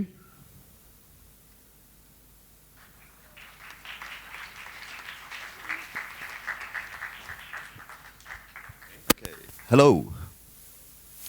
So, well, the thing that we wanted to ask you, ако имате слободно прашање во текот додека ние разговараме, тоа слободно може да го направите, кренете рака, волонтерите се тука. You've started with the music when you moved to Berlin in 1986, and I was 8 years old, so I didn't start with music at that point. Yeah, but that's what your biography says.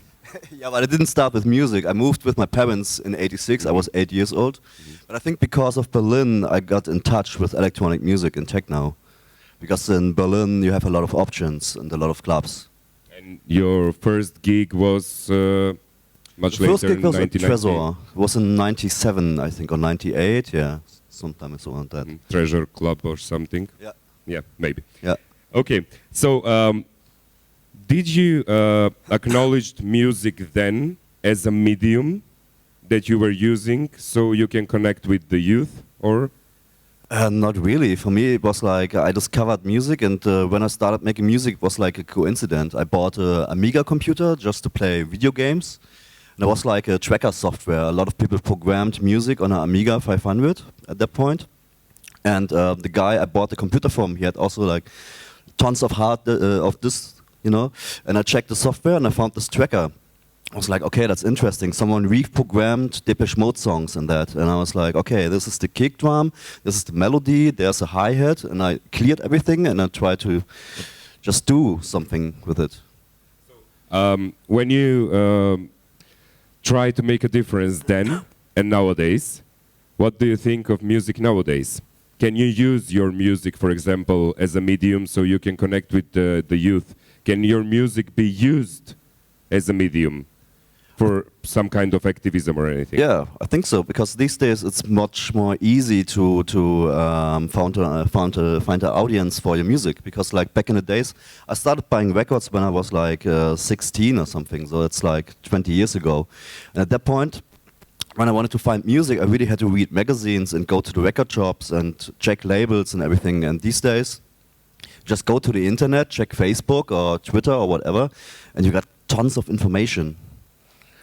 So this time it's more easy to get in contact with other producers also. It's more easy to get in contact with the crowd. Because before it was only, you had to have a web page with a guest book or something, you know, to like make like direct contact. But since MySpace and Facebook, it really changed. How do you get music as a medium? Is it only for people to gather and dance around, or they can engage in any other activities during, for example, your DJ sessions or anything? What do you mean, like? Well, I do engage. Please, do not be vulgar, not myself. Well, I mean, for example, I don't know, is it only for gathering, just to gather and dance, or to do some kind of activism, community activism, using your music to prove something to the community? To the society. But prove what? Like? Well, prove some of your missions, some of your life goals, or something like that. Or you use music only like that. Like the thing is, electronic music is not really. Well, I have some tracks with lyric, but it's not really like, you know, you make your point with the music, because most of it is instrumental. So you don't have like a message you want to spread. So it's more about the music and. Yeah, like creating new things, creating new atmospheres, and share it with the people. Do you have some kind of philosophy connected to the music that you make? Depends. Like I like a lot of things, and I also listen to a lot of rock music and stuff like that. And at some point, I wanted to bring vocals to my music as well, because it was fun. It was something new to do. At the moment, I don't do it that much anymore. But I still like it, like connect techno with vocals, but not like in a cheesy way, like mostly, you know, house guys do it like this, have like cheesy girls singing, like happy life, blah, blah. I think it's always good to bring something new to the electronic music as well. So, do you promise a good party tonight? I hope so, yeah. I give my best. You'll give your best, okay. When should we expect you? I think my playtime is from 2:15 to 3:15. Oh, great. Live, 1 hour. Probably the best time. Hope so, yeah. What do you expect from the Macedonian public? Actually, it's my first time here, so I don't know. I will see. Okay. Maybe we will meet your expectations as we met yours. Okay, thank you very much. And I wish you a good DJ set tonight. Thank you. And play live, not DJ.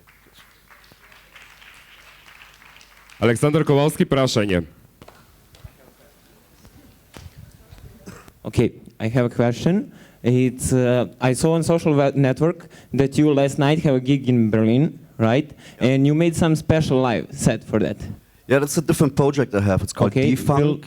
Will people here in Macedonia will hear something about from that tonight? Not from that, because this is a different project, so that's more like my darker side and like my more, that's a bit more minimalistic, more raw, like techno in the 90s. That's like the kind of... That's cool, we want to see it. Well, I play some classic Kowalski tracks as well, but it's a different project. Okay, I have another question. I know that you're a good lover of analog devices 303, 909, 707. So what you think about the new upcoming device 707? The what? The new Roland 707. Roland. Yeah? Yeah, I'm not sure about that things because when I look at the pictures, they really look like rave gear, you know, to get like the young people buy some piece of hardware. And it's not analog, it's like analog modeling or something like this. So I always prefer like the old stuff, like the real 909, the real 303, stuff like that. Cool, thanks. Некој друг со прашање? Горе, ајде. Hello, Alexander. I wanted to ask you about your opinion for a new tendency in techno music, like genres, and I think you're the one of the artists who is stay on the old school techno, not concentrate only like techno house on dub, progressive, and etc. You prefer, I think, you're on the that's old school like sand from Treasure and etc. What do you think about the new devices or in techno music? You mean like devices, like you mean like in genres? genres? Yeah. Okay. Well, actually, first of all, I don't want to go like when I make music, you know, it's like the music I want to make, and it's I found my own style to create music, and I don't want to go like, okay, now minimal is hype, so I do minimal. After that, progressive is hype, now I do progressive. So, for me, it's important to have like your own sound and stick with it, and don't be like, you know, just follow the trend. But I think for young people, it's cool. Because like dubstep and all this music, like I went to a dubstep concert and I liked it kind of because it has a lot of energy. So I see the point why young people listen to like dubstep and EDM and all that music. Друго прашање? Also, Ваму прашање, добро, ајде продолжете. Also, I wanted to ask you, do you think it back in time techno, like in new days, techno is concentrated on the acid styles, like from the bass line, the snares, the style of techno, I think is back in the basic. You mean like back in the days, or? Yeah. Yeah, but that was because like your productions were really limited because you had to buy hardware and it was really expensive. So you maybe had like 3 or 4 pieces of gear, like one drum machine and like 2 synthesizers and a mixer and like 1 effect, and you had to make music with that. So that was like, you know, you had to make the best of it. And like these days you just buy a computer and you can get like tons of VSTs, and just like sometimes the tracks just overproduced now. Like there's no space for ideas anymore because it's like tons of effects, tons of synthesizer sounds, tons of everything. But I also like the basic tracks, like one good idea, and just do a nice track. Thanks. Тоа би било се горе? Да. Благодарам. Ваму десно имавме прашање, поверете. Hello, Alexander. I want to ask you, what was your inspiration to create a track like Friendly Fire? Which one? Friendly Fire. Friendly Fire? Yeah. Actually, that was like was influenced by like Americans in Afghanistan, like Derek May. Because they always kill themselves in friendly fire. I think more Americans get killed by Americans than by Afghanistan people. Yeah. Masterpiece. Тоа би било се. Друго прашање дополнително? Ајде горе повторно. Alexander, I want to ask what is your opinion for the list of DJ Mac? Do you have some opinion? This list is altered, or do you admit this? I think this list is like I don't really know what to think about it. I think you can really easily manipulate this list, like buy yourself voices and stuff like that. Because every year, people show up in the list nobody knows about.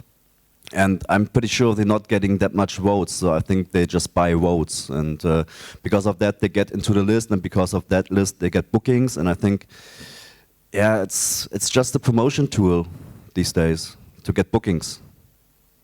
Yeah. Thanks. Добре. Друго прашање? Дополнително? Сигурно горе толку? Добро. Долу. Ајде микрофон еден, мамо. Повелете. Hello. I want to continue on this answer. Actually, what do you think that is the best tool for promoting the DJs in these days? To promote a DJ, like when for DJ promotion. Okay, you said this is one of this DJ list. I think these days, you know, like back in the 90s or even in the 80s, it was enough to be a good DJ to get bookings. But like these days, when you want to work on international level, you really have to do productions as well. So you have to be a DJ, producer, maybe you're good with graphics, so you can do your own graphic design. And you have to create a brand these days. It's not about music anymore, I have to say. It's more about, you know, doing good promotion and doing like a 360 concept. Whole package. Уште едно прашање ваму десно. Повелете. I want to ask you about, I'm sure that you get demos from other producers. So I want to ask you if you are annoyed or you pay attention to the young people that are sending the demos and try to make something of their career. Well, I listen to the demos, but I have to admit that a lot of them are not really good. Because, yeah, it takes some time because people are, think like, okay, I produced for like half a year, now I want to do a record. But when I started to make music, it took me like 3 or 4 years to release a record. Because you really have to go deep into there and then just create your own style and get better in productions and everything. Like, a lot of people send a lot of crap, I have to say. Okay, one more question. I want to ask you about the Berlin scene. Do you like it at the way it is now, or you think that it should go in another direction? Actually, I mean with the tourism and another audience that is not listening to the music, but it's there for the hype. Yeah, I think because of that hype, because of Berghain and Watergate and Weekend and Trezor and all that clubs, Berlin created a second scene. So all the people I met years ago, like when I went to Trezor or when I went to Berghain, I always met some people. But these people now, these days, they don't go to that locations anymore because it's full of tourists. Like when I go to Trezor, it's like 80 to 90% of tourists. So I don't meet like any of my friends anymore. So we have more underground locations where Berlin people go now. So it's like having two different scenes in one city. Thank you.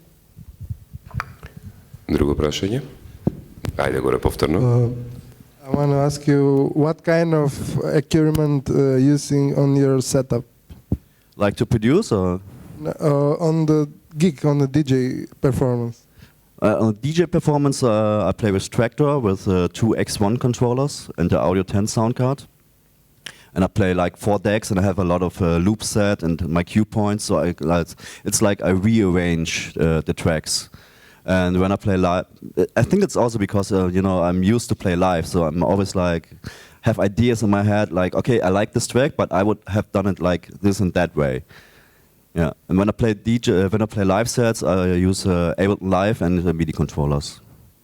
Using also in vinyls on MP3 or? Not really anymore, because I never learned to DJ. When I started, I had to, you know, make choice. Okay, buy equipment or buy vinyl, because buying both was really expensive. So I bought just a bit of vinyl, and I prefer to spend my money for equipment. So I never really learned to DJ with vinyl, I have to admit. Yeah, that's why I like the digital way to play, because it gives me more creativity and more. I can go much deeper into the tracks. It's an era of vinyl scratch now. Yeah, kind of. Thank you. Друго прашање? Таму гледам некој или не. Десно, лево, на средина. Горе пак. Сигурно? Еднаш? Два пати? Затворам аукција. Толку.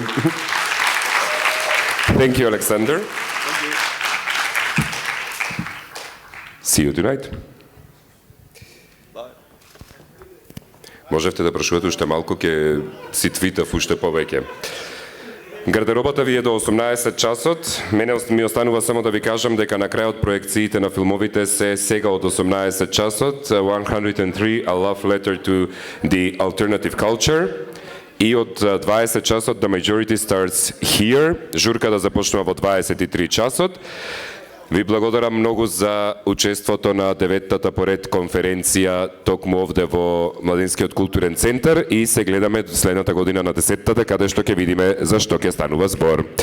Бидете умни, живи и здрави и се гледаме.